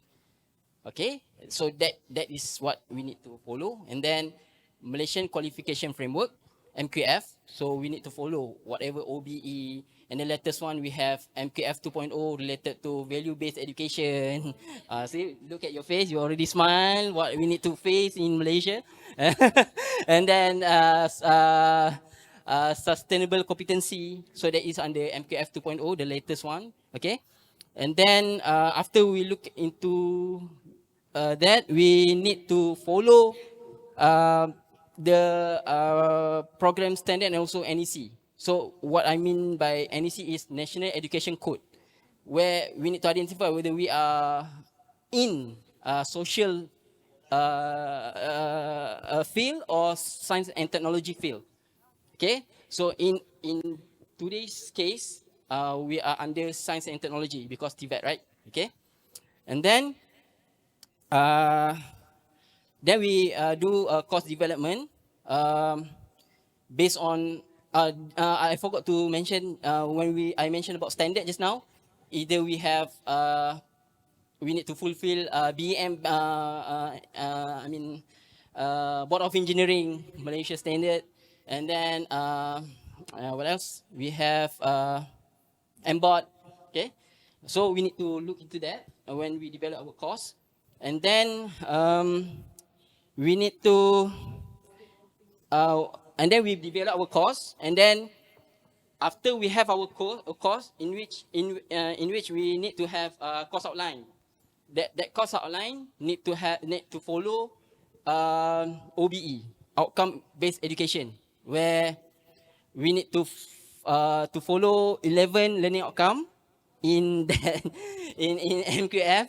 So and then we are allowing a credit transfer. For instance, if the bachelor student he or she has prior knowledge, prior credit from previous level, he or she can bring that credit, can do credit transfer. And then we also have APEL, accreditation prior experiential learning, where a student can bring their qualification from APEL, because we have several type of APEL. So we can go for APEL C, okay, credit transfer, not only based on the cost, but based on the student experience. So for instance, if she or he got experience from the industry, she or he can bring that experience and turn it into credit. So this is under APEL C. How to got portfolio. So she or he will be evaluated based on the portfolio that she or he need to prepare. Okay, and then the faculty member, program, program member, and then in terms of the pedagogical approach, we have HIPS, high impact educational practices, where we have several pedagogical approach. Some of it service learning, Sulam, and then we also have capstone project, first year seminar, and so on. Okay, so when we deliver our course, we need to try to map with one of the high impact educational practices. And then next, okay, I have mentioned about SC and also VBE, sustainable competency and VBE, value-based education, where there are several requirements that need to be fulfilled. And then we go to the digitalization part. Okay, in Malaysia, we need to have bursate for our academic program, either conventional or open distance learning. So if we fall under ODL, or the open distance learning, that means we need to offer our academic program more than 60% via online mode or distance mode. Means students doesn't have to come to the university. She or he can have teaching and learning at their own place. Okay, that is for ODL. And then for conventional, we are allowed to conduct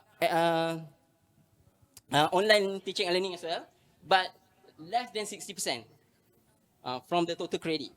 Okay, so we need to follow that criteria. And then in terms of the digitalization, we can have blended learning and also micro credential. where blended learning, we can embed and we can mix together, integrate together, physical and also online learning.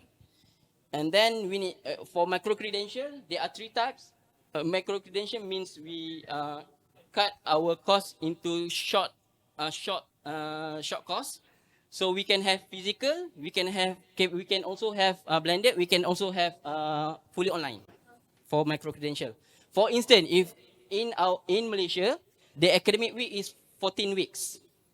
Okay, so if you are offering micro-credential, you can shorten the 14 weeks into might be 3 days course, short course, something like that. Okay, and then internalization, we have mobility program or short-term mobility like summer school, and then for good experience, in Malaysia, our government, our ministry recognize lecturers from the award, like ACRI and also AAN, where whoever have a good teaching and learning method will be given award.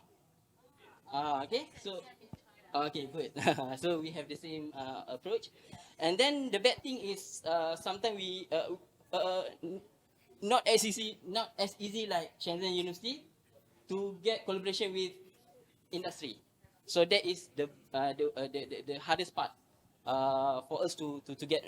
I mean, in my university, I don't know about other university, but in our university, it is quite hard. I don't know in how does it in China, but in Malaysia, for double tech deduction, they will be given to industry who contribute for research. But dah ada masa untuk saya berhenti bercakap ke? Oh, stop. Okay, last sikit. Banyak cakap sangat ni. sorry, I talk Malay. Make it quick. Fried a little bit. Okay, I don't know that got someone take a timer. Got timer. Okay. Sorry about that. Okay, bad experience is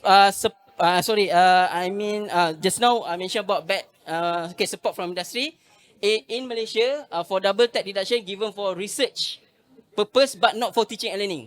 I don't know what, maybe you can share your experience in China. And then after all, what we need to do is we need to do CQI, quality continuous improvement. For our course, every semester we will do quality continuous improvement. For program academic, every cohort, we will gather everything, all information from each semester, and then we will do CQF for program level. And then we need to get input from the industrial partner as well. So that's all from me. Sorry to the timer. Thank you. Just before our break, upon your suggestions or your opinions on the industry collaboration part for the research and for our lecturing, there are actually two different sections for the collaboration in China.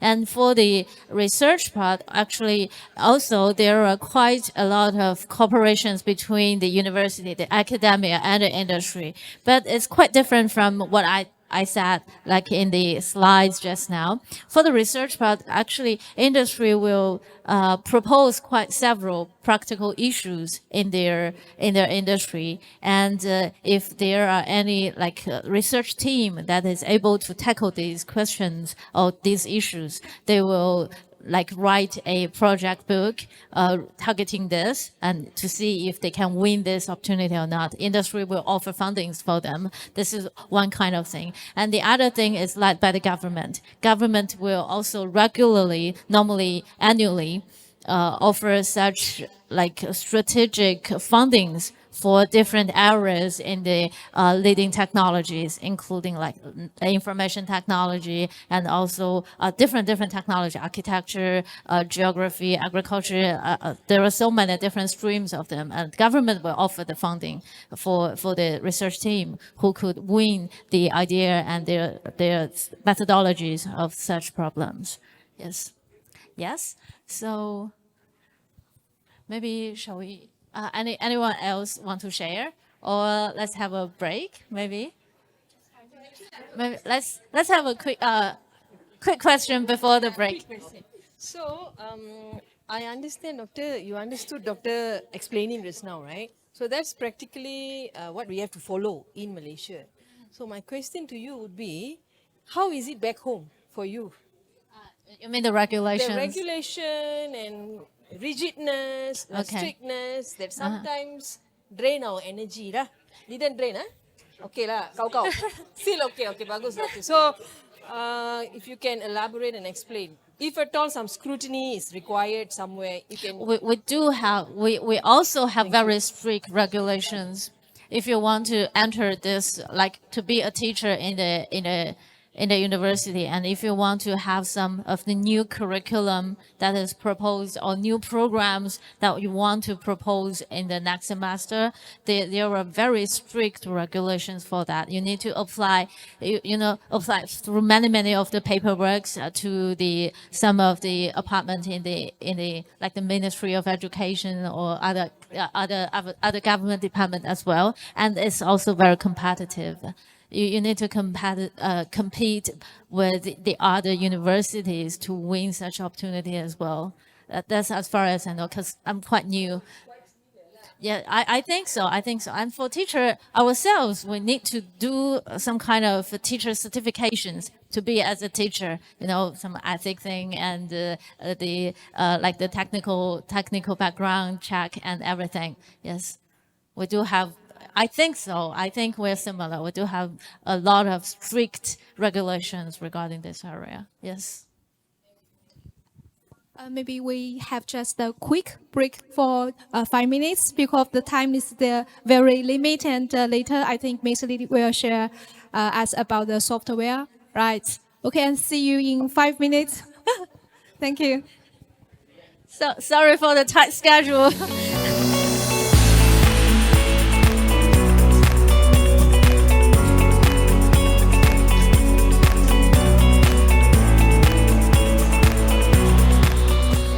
Can we get started again? Okay, let's back to our workshop. And due to a very limited time, because you are much more engaging than I expected, and there were so many interactions. So let me rearrange my workshop a little bit. Can you please project my laptop to you? So let's move on to that simulation software. And I will introduce that to you guys a little bit, and then I'll talk about my content as well, along with the simulation software. So these are the, if you have installed that, these are the account number that you need to use. Please be careful that it is case sensitive. So for all of the account numbers, it's capitalized. And because I have never delivered such a big group of simulation outside of China. I tried it yesterday in my hotel room. The network is kind of slow for the simulation. However, let's see if every one of you log in, what happened. But it doesn't matter if it doesn't work very well. I can show you my software at least. So these account numbers can be only used by one person per account number, and I divided into like by groups. This is group table 1, and then table 2, 3, 4, and 5. You're table 6 and table 7, and within the table you have 6 options to choose. So you just distribute among your group, please. And the password is on the top. It is TVET at 123. Just try to log in by yourself. And yes, please also take a photo of it, because I need to I need to show you my software as well. So I'll just leave this slide later. And as I mentioned, when you install that software, you might be asking to install another software called Adobe Air. So if you want to install, then please do that. And if you're not willing to, feel free to look at my screen as well. So what I want to deliver to you is like, please take a picture. 3, 2, 1. Let's go. Yes, after you log in, the software will be looking like this. We have this, no, this is not the first thing that you will see. You will see something from the beginning, like, give it a second. Sorry.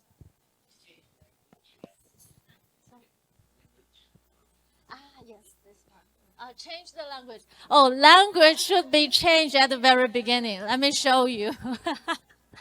Language, maybe the default language. Oh, let me set up it from the beginning.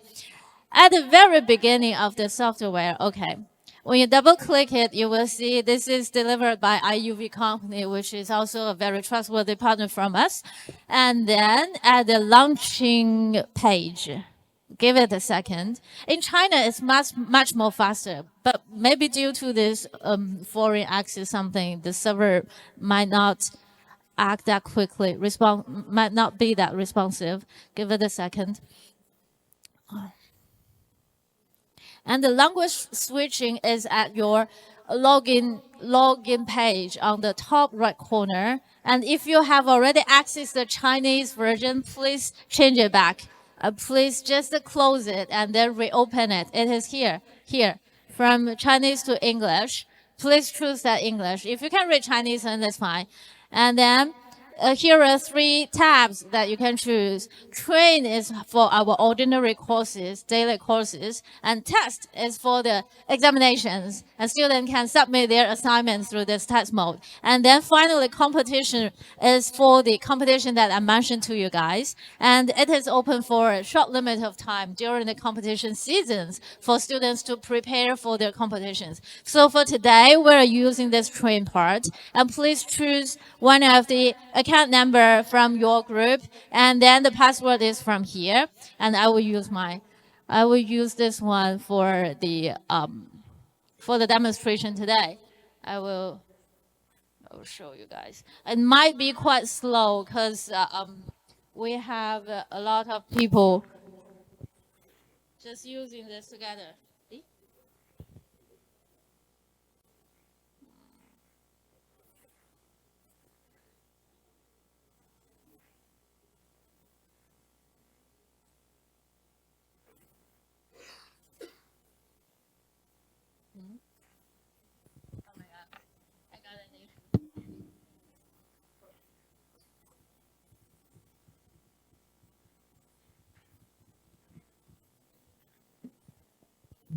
Give it a second for loading everything. While we're waiting for it, just tell you about a little bit about the scheme of this software. It is actually every operation during your process is actually synchronized online to the cloud, so that actually you don't need to save like a local copy of your process. Everything is synchronized online. The good thing is that as a teacher, I can get access to every student by logging their account number and password. And then I can check if anything is wrong from their side during the deployment. And I can also check if the homework they are submitted is done by themselves. If this account really have their homework inside.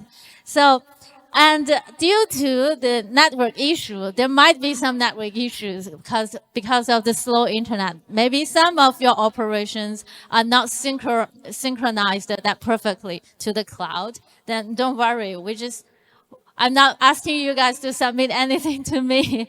So I just show you a little bit of it. So at the beginning page, this is kind of the option mode that I can choose for my deployment. For 5G, we have this SA and NSA, the purple color and the white color in the map at the beginning of my speech today. So this non-standalone is for option 3, which is built upon LTE. And standalone is, we have this option 2 here, is built for standalone networks.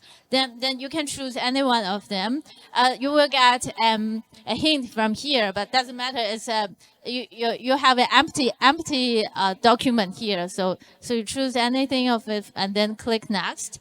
And then you go to that theoretical part. That's what I want to mention. Like, this is actually like a planning part for your network, because students need to know that if you want to do a project, you need to carefully plan the project before you really do any actions on it, right? So this is actually a planning part. We put some of the important network parameters for base stations for the network. For example, the capacity of the network, the speed of the network, and so on. You can put your parameters on here. And then it acts like a calculator. For example, this parameter is called MAPL. Doesn't matter what it means. If you put like the TX power here, if I can type anything.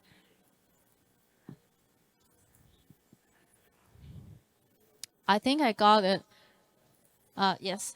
If you type anything here, the result of this MAPL will be calculated automatically based on your theoretical design. So this is kind of, you design the network, and the software will help you to calculate some of the network parameters.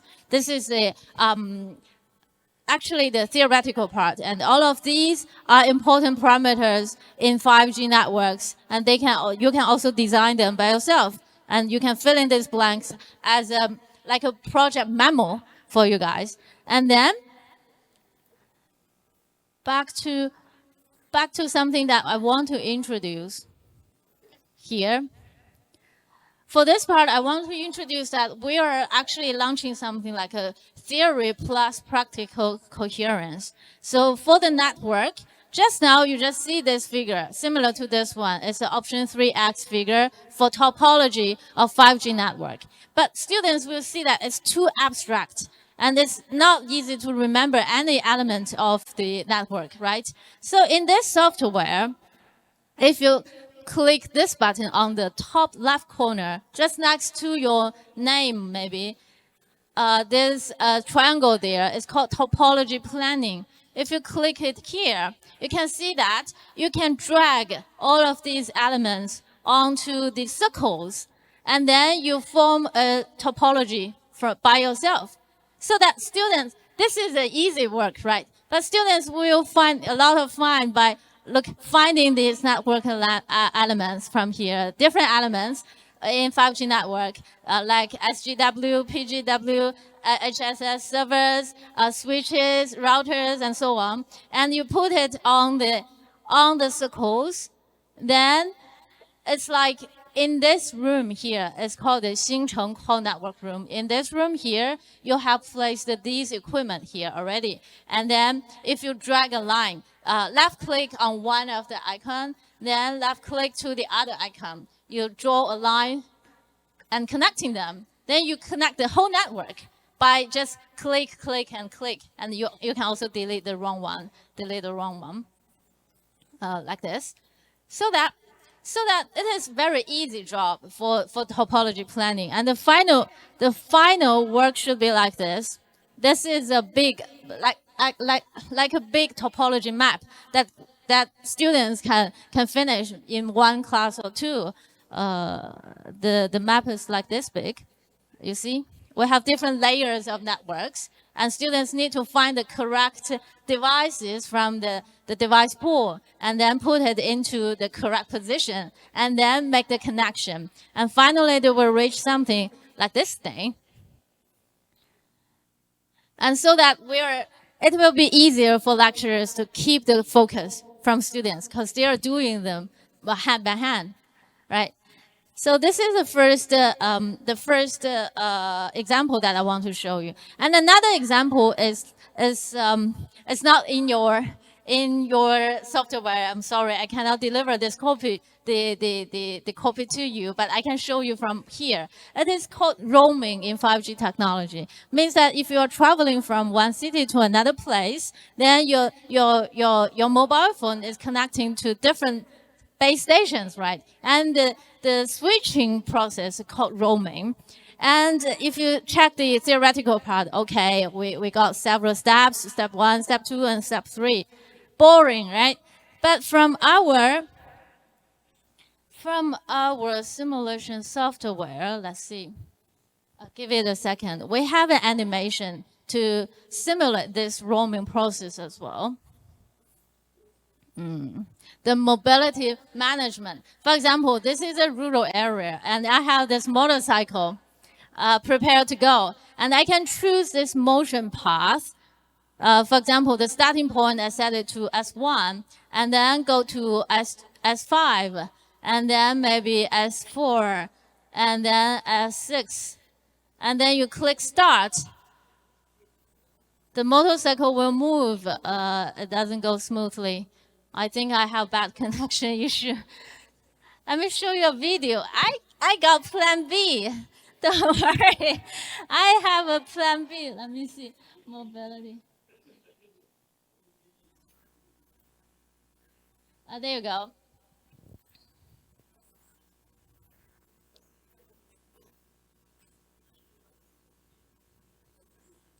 So see, while the motorcycle is moving along the tracks that are defined, it is actually doing this roaming or switching thing I just mentioned at the green point. The green point. The green point means that it is switched successfully. So that's and during the moving, we can see that these parameters of the network is changing. I'll play it again. These are parameters for the network. They are changing during the moving as well, so that students can observe how the performance is in the network during this motorcycle is moving, right? All right. And this is something that they must finish after all of the deployment of the network. They need to deploy the whole network and then do the configuration of every device, and then finally reach this, and then finally, it's still here, it's not moving. And then finally reach this kind of output. And normally for our course, it will take almost the whole semester for the students to finally reach this final result. It's like a very big project now. So this is actually the theory to practice coherence. And also, this is the software part. The software is quite powerful. It is actually developed by one of our trustworthy partners called IUV company. And it simulates different commercial scenarios, offer different network devices, and also offer some of the applications that can build upon the 5G network as well. And for the physical part, let me probably introduce some of our campus to you guys, because we are equipped with quite advanced equipment in our labs as well. This is one of our labs. I'm sure some of you guys might visit us before. So this is our 5G lab. We have this big board introducing the 5G technology. And this is just after my lecture, one day after my lecture. And it's kind of open space link all the students. And we have these smart screens. It's actually supported by Huawei as well, the Huawei smart screens. And during the lecture, actually, everything on the smart screen by the lecture side can be broadcasted to all of the small screens for the students. So students will not just look up and find a good spot for the lecture. They have their own PCs in front of them, and then they can see the lecture and also marks from the lecturer very clearly from their side. We have this like a smart classroom system already. And for example, this virtual physical integration, by talking about this, what I want to mention is that, for example, in my course, I need to, because it's 5G technology, I need to introduce this mobile signals to them. And for the physical part, I want to use as much as the campus as possible. So the first picture here is like just looking outside my lab's window. You can see that there's a building. It's like from the communities as well. It's outside the campus. And on top of the roof, you can see these antenna modules for 5G network. And actually it's viewable, or you can observe them from different buildings in China. It's very, very ordinary. But sometimes people just don't look up and to see what is going on the rooftop, and they will ignore that. But after this course, if I just point these are antennas for your mobile phone, then they will never miss them in the future. And I also observed some of these antennas in this city as well, just outside my hotel window. Yes, and then in our lab room, we have these like practical antenna modules used by the real operators in China, like China Unicom and China Mobile, and also Huawei as well. And they are not powered on in the classroom due to the radiation problem and anything. But these are like, this is the antenna module, and this is the antenna plus the BBU module. These are actually in our lab. So students can touch it, can see it. Oh, it looks like this. It's this size, it's this heavy. And they will have a good impression of what they are going to do future in the work. They are going to touch with these modules, antenna modules, and to do the configuration or the connection of all of these equipment. And also for this one, it is like a disassemble of the RRU module, the RF module as well. And also, to make the best use of our campus, I also ask students to observe the mobile signal by their cell phone, because cell phone is the easiest access device that we can use. And if you observe, no matter if you have an Android phone or iPhone, no matter what kind of brand you have, you can observe these signal parameters from your mobile phone. And I ask students to just walk around the campus and to do a little signal testing report based on their trips in the campus to see how the signal is changing during their walk. You see, we have different parameters here, like this PCI here indicates the cell number, and it will tell you that you are doing a handover during a walk. And we also have this signal strength here, the RSSI, RSRP, and so many different network parameters that will indicate that how good the performance is your mobile phone now is connecting to the 5G base stations. So for the physical part, students can test by their own mobile phones. They are just easy devices in your life, and it's not professional. And then for the virtual part, our software also offers something to simulate such connection. Let's see if it's moving or not. I don't have confidence in the network here. Let's see. Let's see.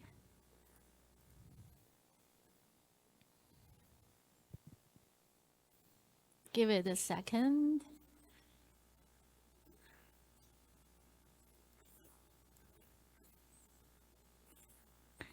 It's not working. All right, it's I did a business validation in this city. It's called Shenzhen city. And if you put this UE, it's like a tested inside, into this XCB3 area, and you put this here, you see it is linked to the internet. And the green means that the linkage is successful. And you can observe these parameters from the simulation software as well. It is similar to what you can observe from your real cell phone. So there is a linkage between the app in your cell phone and the simulation software. Actually, these parameters are set by themselves during the deployment of the networks, like the SSID and TAC and something. And also, if you didn't make a right decision, you did something wrong, and it might not be successful, like this. So the verification of your work is quite binary, success or fail. And then the reason why it fails will be very complex. And it is kind of another ability cultivating for the students, that how to debug the issues in your network. Then that's another topic that we should discuss. And let's see if the city is okay or not. Okay, okay, we have two different problems. For example, for Sishui city, we have this image here, but it's not green. But for this Jian'an city, we don't have an image. So there are two different problems. So what kind of debug that I can do to these two different cities, different networks, then that's the problem. And then I have a successful example here, that this is successful. So for this part, it's like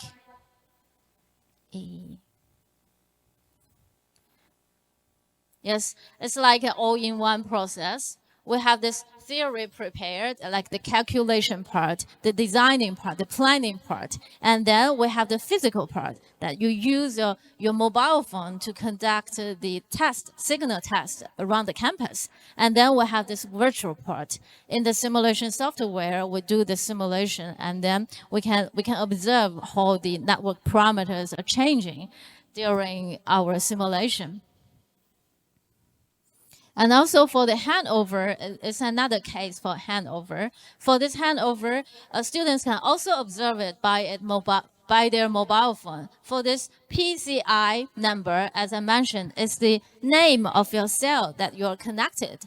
And if you are walking around the campus, this PCI number will change. And I will ask students to observe at the moment the PCI is changing, and what other parameters are changing. For example, like the frequency, like the frequency, like this frequency of your signal and your signal strength of the connected signal. And then students are required to write a report on that. And later, in the simulation software, just as I show you for that motorcycle part, you can observe the similar parameters that is changing in the simulation software as well. So you can do a comparison between the simulation and your real field test. Then students will have a very good impression on the process of handover, which is quite complex for the theoretical explanation as well. So just for summary, for the theory part, we have this handover process. And for the physical part, we have this observation of your mobile phone. And then for the virtual part, we have this simulated handover process. And the other thing that I want to mention, let's just put that software a little bit apart. Then I will before that, maybe let me rearrange this content a little bit. Before that, maybe I can show you more about this software, what it is capable of doing. Just now we see that planning calculation for the network planning, and then in the station selection tab, you can see that there's a whole map of the cities that I need to tackle. We have 3 cities, Sishui, Xincheng, and Jian'an. And they are in the map. If you click one of them, maybe Jian'an city, you can see that it is like a living community scenario. And you can also go to the other cities by clicking on these tabs. And Xincheng city is like, this is a shopping mall. You have like a shopping area and office area in Xincheng city. And for Sishui city, it is the rural area full of trees, and there's only one road here. And for set selection, what we do is like, we have 3 types of towers, base stations, and you need to select the correct type and then put the station, base station onto the map. But due to a very limited, like the budget from the operator, you cannot place, for example, on this map, there are 4 locations that you can choose, but you cannot place 4 base stations on that. That will be very waste. For this, such a big area, only 1 base station is enough. And then this is the student's decision, which spot is the best to put the base station on. And I already put one here. This is a tree shape base station. And if you drag another here, it will tell you that, oh, sorry, it's in Chinese. I got it back here. It said that the base station tower has already reached the maximum number, which means that on this map, you can only place 1 base station. Maybe if you're not happy with this base station, you just put it out and then drag another to a different part of it. Yes, this is same for the other maps. And we also have other types of the base stations. For example, this is a tower on roof designed for the rooftop scenarios. And we have also a solar tower, which is good for very like an open space, and then you put a tower there. Okay. And then for the network configuration part, we have this equipment configuration, which means that you go to different equipment rooms in different cities. Let me just quickly show you. For example, in Jian'an City, station room A, if you click this, this is the equipment room. And you can open this server shelf, and you can just place a large SPN in it. And I just randomly select one. You have SPN, large SPN, and medium SPN, and routers, and also different types of devices. And if you click on it, okay, you can see that there are different plugs for the device as well. Then you can connect cables. You can also connect cables to this device, and you can connect it with maybe this ODF device as well. Or this is a wrong cable, then you cannot connect. If you connect ODF, you need this cable, for example, like this. Yes. Then they are connected. Yes. And since I put an SPN in the Jian'an Station A room, I need to do the configuration. So the next type of data configuration is like this. You need to choose that station, Jian'an Station A room, Jian'an Station A room. Then you find this SPN.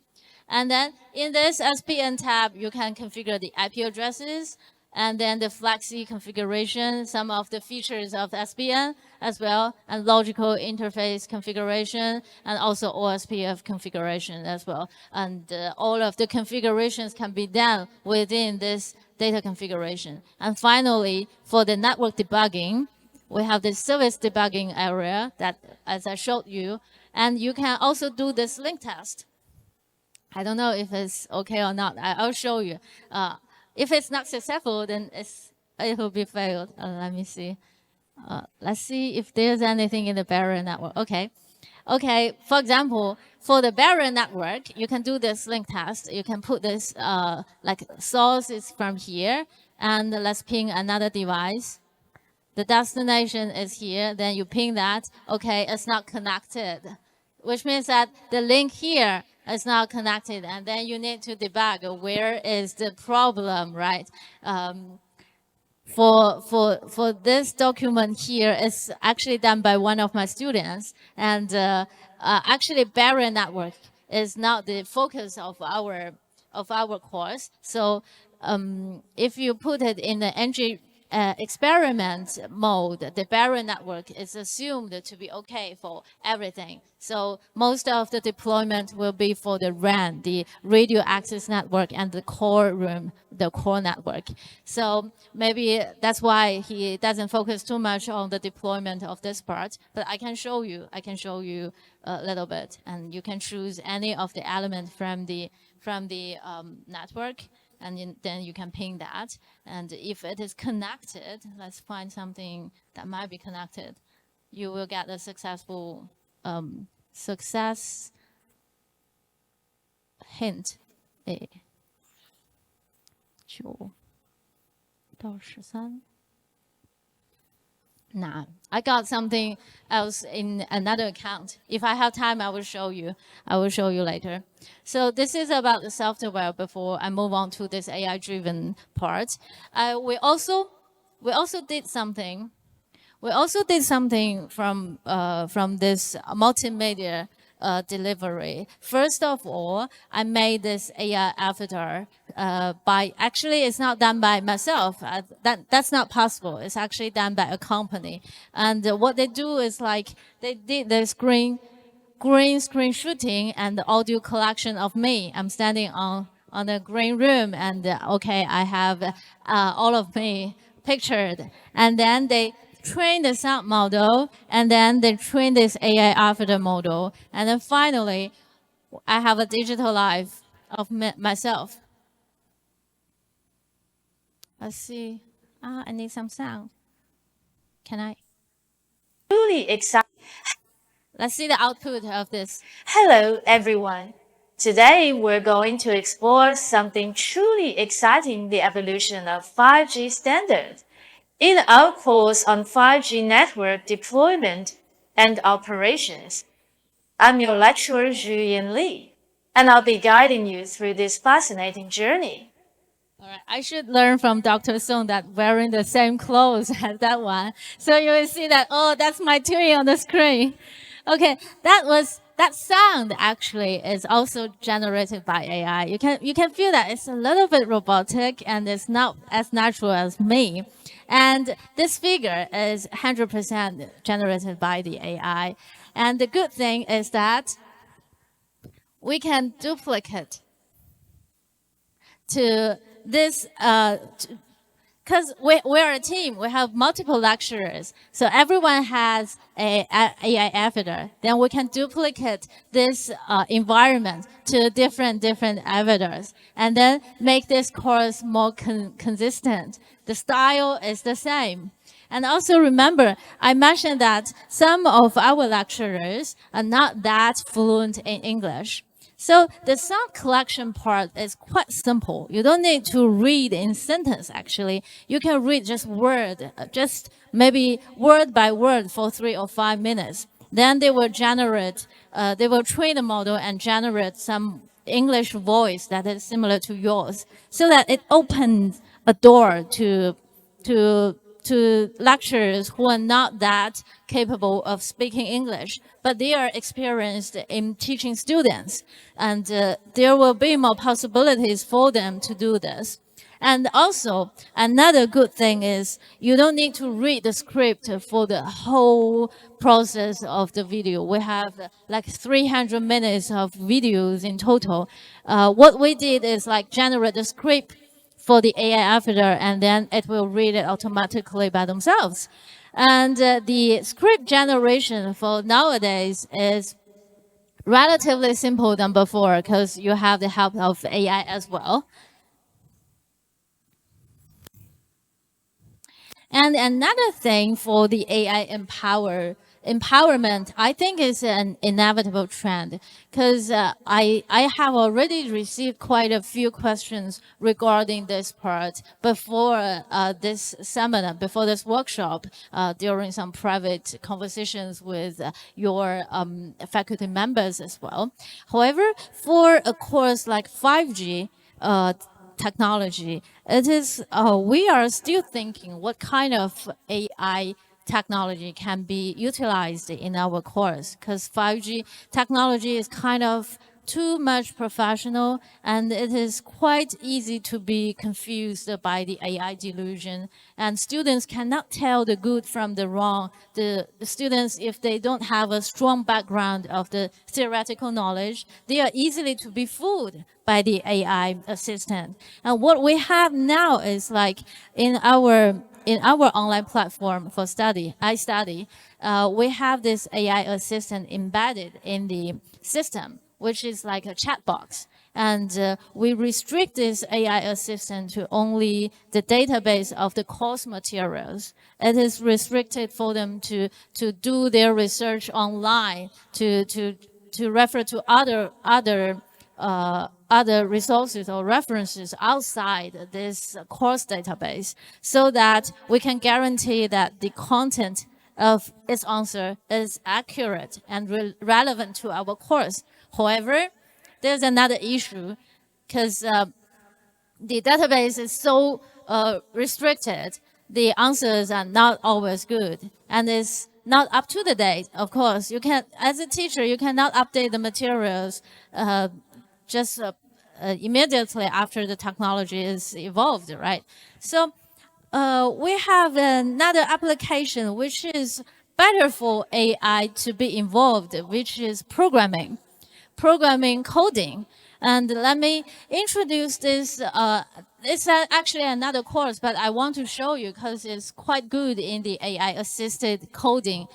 In terms of this Cangjie programming, it's actually the Huawei technology. Huawei is introducing kind of 6 root technology to the world. They want to build something like purely made in China. Well, made in China will bring lots of benefits to you guys, like a cheaper application in the future, right? And so Huawei is building like from the bottom, the chips like Ascend AI chips, and to the operational system like the Harmony OS system, and then all the way up to the application layer like this Cangjie programming language.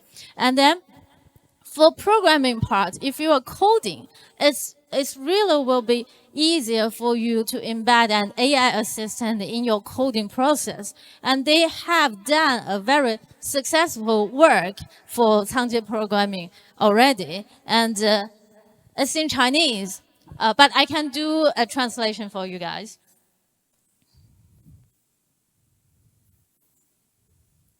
They have actually 4 modules: AI-assisted learning, and AI assistant, and then AI-assisted teaching and AI-supported learning for this programming language.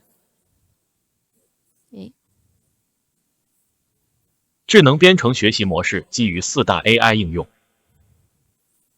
AI 辅学根据程序要求完成概要设计。 This first part is the AI-assisted learning. You can just copy this requirement from your questionnaire to this AI assist. And then this AI assistant will just help you to design how to do this coding. It's like output a framework for your answer. 给出设计思路和代码示例。AI 助手在编程过程中实时提供编码建议。And just now, the AI assistant just gave you a framework and also some of the sample code of this question. And then it comes to this AI assistant. AI assistant is actually like an online coding platform. And this assistant will give you in-time response or device on your coding while you are typing. 依据程序上下文智能预测生成代码，编程效率大幅提升。And it can also predict what you need to type in your coding based on your context, and also the requirement from the question. 有效降低学习难度。AI 助手根据 AI 辅学的编码建议，以注释方式生成仓颉代码。And it will also output a series of code as the form of comments. It will be a comments in your coding, and then you can check these comments for if you want this code or not. 编码完成。使用在线编程平台编译、调试。And after you finish coding, you can compile it and debug it just on this online platform. You don't need, actually, environment setup for coding is quite difficult for beginners. So it saves some time because everything is embedded on this online platform already. 调试完毕的代码提交给 AI 辅教，可获得代码的反馈建议。And after you finish coding, you can also submit your code to your AI teacher. And then this AI teacher will give you advice on how to improve your code. AI 辅教给出优化建议，指出程序设计不够健壮，建议引入异常处理。AI 助学根据学习者的疑问或关键词提供相关知识和代码历程，帮助学习者回忆复习。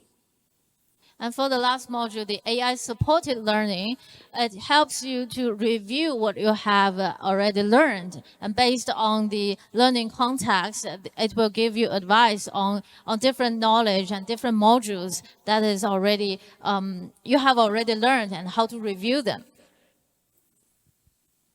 解释代码，提示相关知识。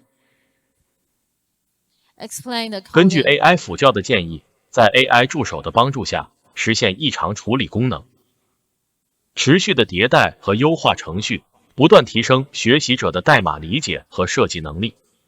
最后，学习者在 AI 工具辅助下完成程序设计和优化。智能编程学习模式基于。So this is actually not a one-shot thing.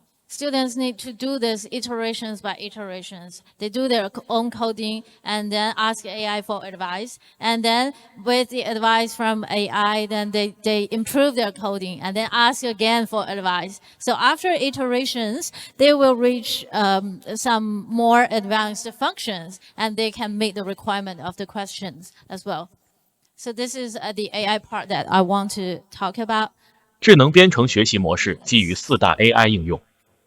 And from my side, for 5G technology, it's really still under discussion. Maybe if you have any other inspirations from your side that how AI can be embedded or empower our next information technology area, maybe we can have a further discussion later. I think the good starting point is for programming languages. That's for sure. And due to a very limited of time, I will just select some content to you. One of the content is that this is the chapter that I want to share with you, our partners. And one of the content that I want to share with you that this is a very good framework, actually. If you want to publish a book, actually, in our university, it requires at least 3 parties involved in this. And the first one is the enterprise chief, editor-in-chief, which ensures the industry trends, which means that you can grasp the most advanced technology. And then the school editor-in-chief means that it guarantees the pedagogical and effectiveness by aligning content with teaching principles, because we know students very good. And then the industry editor-in-chief maintains the industry relevance by staying abreast of cutting-edge trends and standards, which is much in close with the employment, as I mentioned. And we kind of published quite a few books based on this framework, and it was quite success. And from my area, most of them are cooperated with Huawei. And these are the physical lab environment. As I showed you, we have these server shelves already in the lab room as well, which is also for teaching usage. And the online platform, I believe the link will be shared to you guys later. And then for the cooperation with Huawei, we are quite proud that we share a very, very deep and stable relationship with Huawei, and both sides are benefiting from this after 19 years of collaboration. And actually, for example, the Changjie programming language was launched actually just last year, and I also being invited to the Huawei Whole Connection conference last year in 2025, and it's also kind of led by UNESCO. It's like a roundtable meeting and launching seven textbooks that it has been internationalized to different countries, and it's all in English version. And Changjie is one of them. There's also like optical fiber networks and so on. And we are more engaging to this internationalization. And this is the ICT Academy in our campus. And if you have a chance to visit us, then you will definitely meet me in this ICT Academy as well.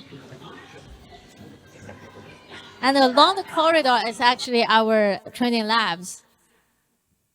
So these are the books that we introduced and worked together with Huawei. Not only from SZPU, Shenzhen Polytechnic University, from other polytechnic universities as well, all over China.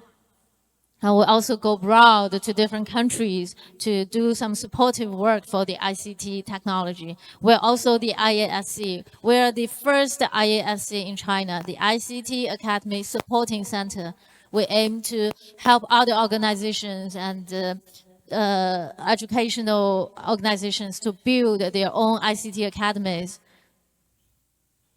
And for competitions, as I mentioned, the Huawei ICT competition, we have won quite a few global grand prizes already.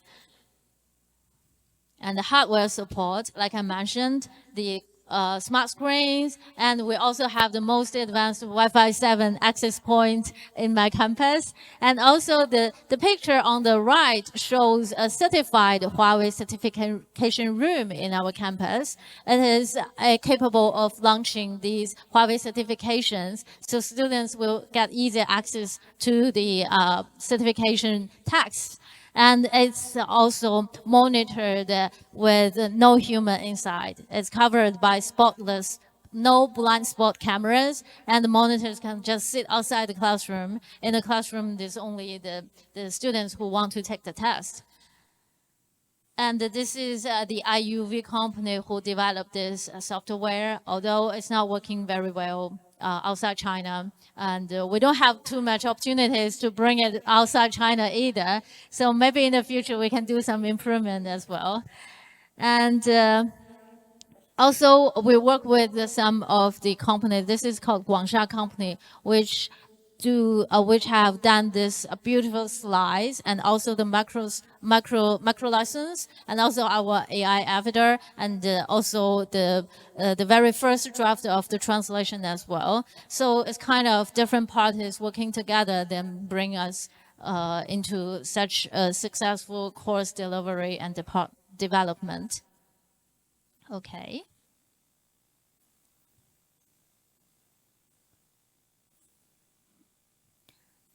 And since I have just a few minutes left, I just want to share with you some of the changes, the future changes, because we talked about how we develop the course, but the course can never be one step ahead of the technology. It's always the technology development, then the course development. So first one is like the career shifts. We focus on the radio access network before, because at that time 5G was just born and we need infrastructure development. However, currently in China, we have a very, very stable infrastructure built already.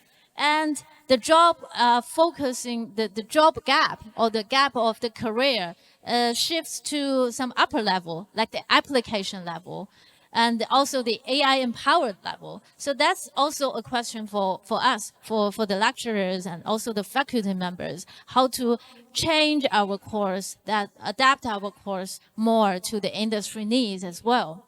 And we are still thinking of that and working on that as well. And also the technology upgrade. 5G is no more interesting. We are talking about 6G in the future. But 6G is still under discussion. Standards are not released yet. So what 6G will be like, we don't know. But we need to keep an eye on that. And also for the competitions, it is evolving every year. And here's the summary of my speech today. It is an industry-driven foundation course, and it is very good to share with you our initiative 4C pedagogy. And we have these deep ecosystem partnerships with different parties from the society. And we also have some of the future shifts. If you have any questions, you're more than welcome to ask you after this session. And that's all from me. Thank you for your participation and engagement. Thank you very much. Thank you very much, Dr. Lee. So I think we have several minutes for the discussion. And if you guys have questions or any comments, please raise your hands and I will give you the microphone. Okay. Do you have any questions or comments for today's workshop this afternoon? It's already a long day for everyone. Quite a long day. Yes. Okay, thank you. Interesting sharing session. Thank you, Dr. Lee. I was just thinking, you have competition contest that you wrote there, right? The 4C, I think. Yes. So my question is, because you are a Polytechnic, who do you collaborate to design, develop the competition, or you do it in-house, or how does it work? The competitions are actually, for example, for this Huawei ICT competition, the competition is actually hosted by Huawei company.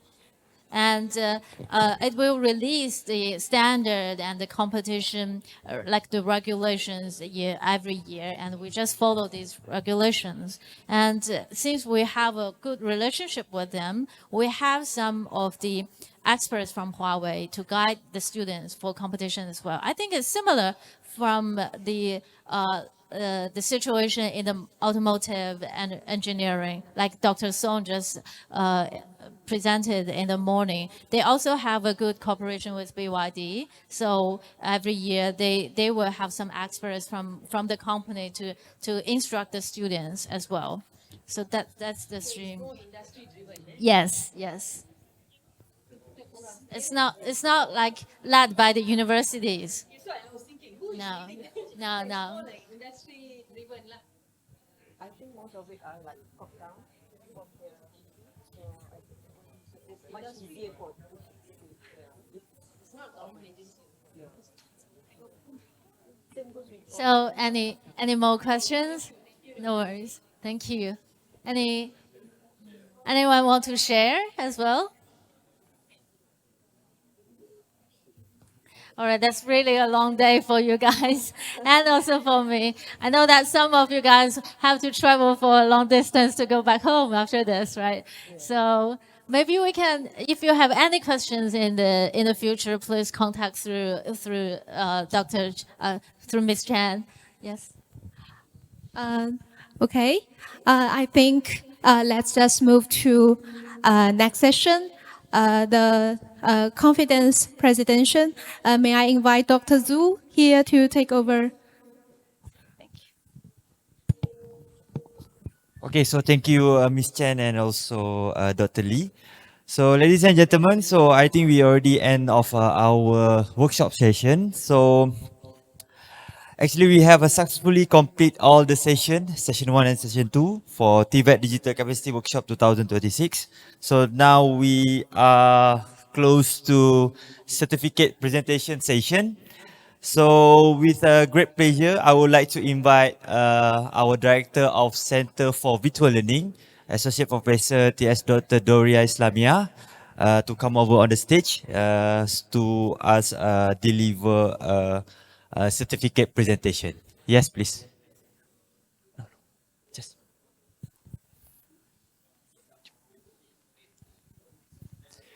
Yes. Sebab nanti tak yang akan terima. Okay, so before we proceed with first for the participant certificate presentation. So we would like to call our coordinator from Shenzhen Polytechnic University. First, I would like to call coordinator of UNESCO Chair of Digitalization in TVET, Dr. Yang Chongkun.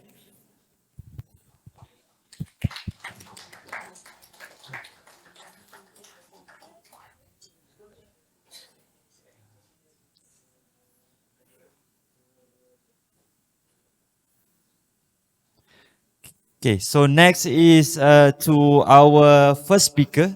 Oh, Dr. Song, not here. So next speaker is Dr. Lee Zhuyin.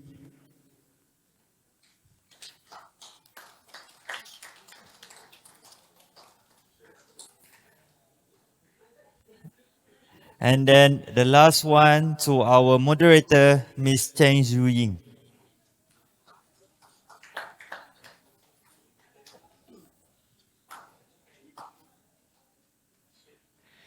Okay. So can all of us give a big applause to all of our delegation from Shenzhen Polytechnic? Okay, so next we move to our certificate presentation to all the participants as a complete for this two-day workshop. So first I would like to call Associate Professor TS Dr. Muhammad Syarif bin Muhammad. Is it here? Okay, no, we don't have. So next is Dr. Muhammad Hafiz bin Abu Hassan from USIM.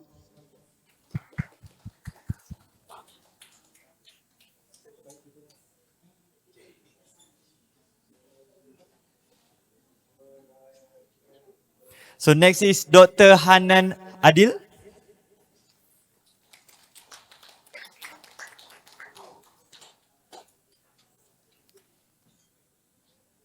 So next is Dr. Khairul Anwar bin Abdullah daripada UMT, from UMT.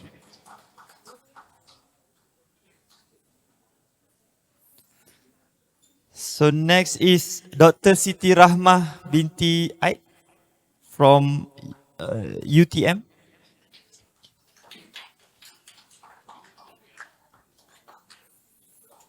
Next is Associate Professor Dr. Saiful Anwar bin Abu Bakar. Is it? Okay.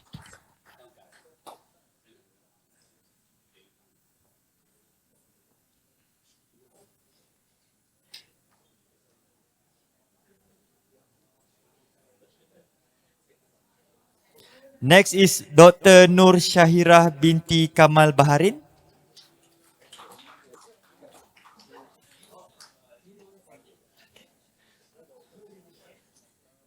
Next is Dr. Hazilah Mat Kaidi.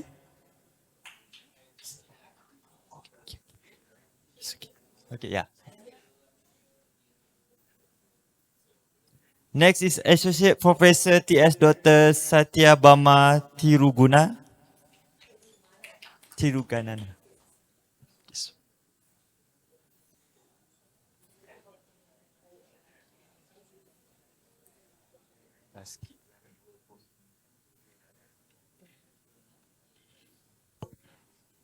Next is Associate Professor TS Dr. Ko Xing Fan.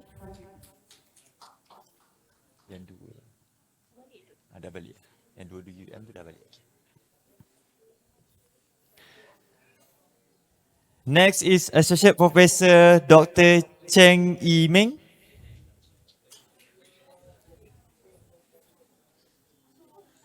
Okay, so both of these participants from UNIMAP. Okay. Next is Dr. Suryana binti Ismail from UniKL.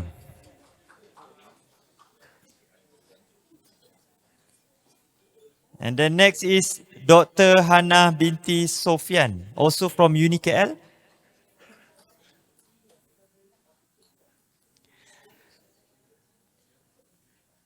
Next is Dr. Sharizat binti Muhammad Sharifuddin.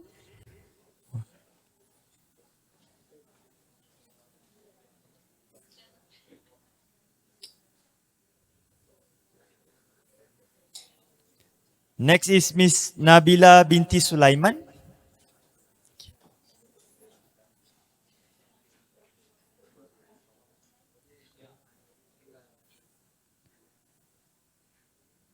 Next is Miss Sharifa Anita Wafa binti Said Munir Wafa.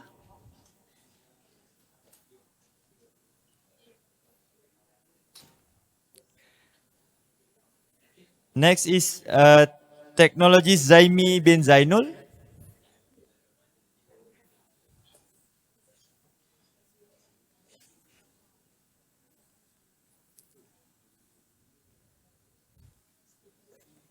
So next is Mr. Sohaimi bin Yusuf.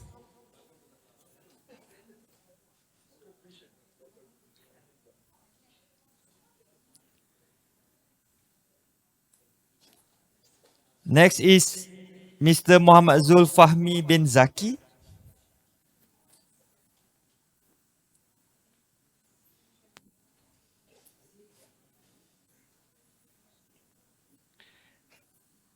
Next is Technologist Nur Izrin binti Mahyun.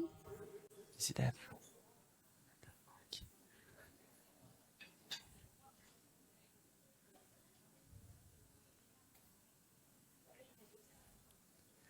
Next is Miss Safiza binti Saleh.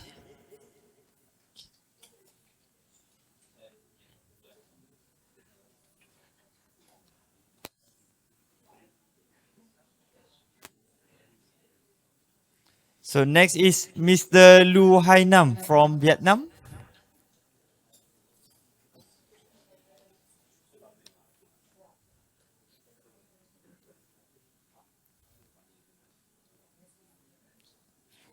So next is Mr. Teo Run Ming.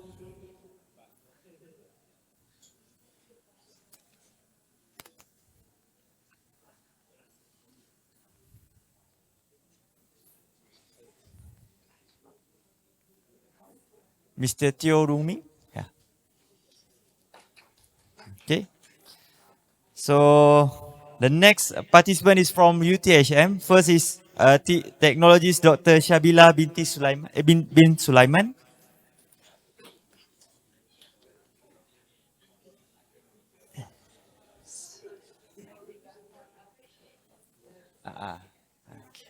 So next is Insigne Technologist Saiful Fazil bin Zainal.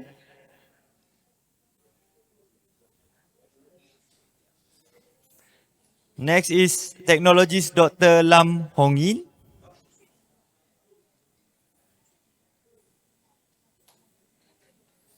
Next is Technologist Muhammad Hatta bin Muhammad Ali.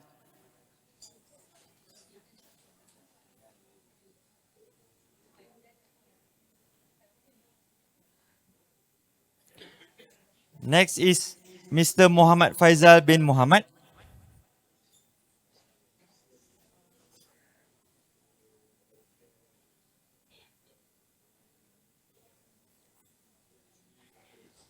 Next is Dr. Zuan Azhari bin Muhammad Saleh.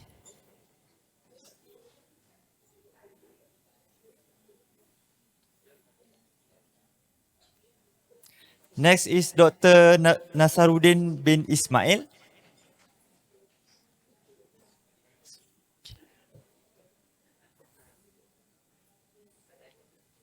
Next is Dr. Suhaimi bin Abdul Ishaq.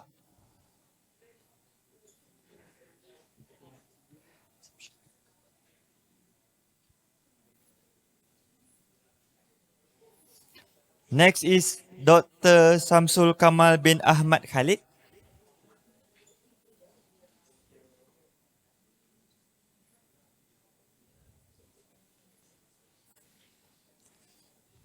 Next is Associate Professor Dr. Rosli bin Omar.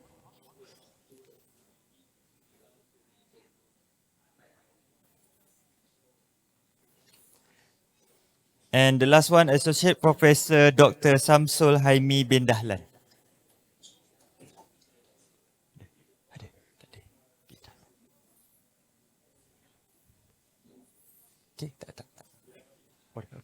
Okay. So thank you, our director, Associate Professor T.S. Dr. Doria. Okay, so ladies and gentlemen, so actually we already have now reached the end of today's workshop. So on behalf of the organizing committee, we would like to extend our heartfelt appreciation to all these distinguished guests, speakers, participants, and committee members for your presence, and also your active engagement and valuable contribution throughout this workshop. So we sincerely hope that this workshop has provided meaningful insight to all of you today, based on the new perspective on digital capacity, green technology, 5G technology courses, and future-ready TVET education. So to end off this today workshop, so I would like to, can we have our final photo session with all of you? So might be you can show up your completion certificate, so in front to our photographer. Okay. So please, I do hope can everyone can gather to the center. And please for our last group photo session.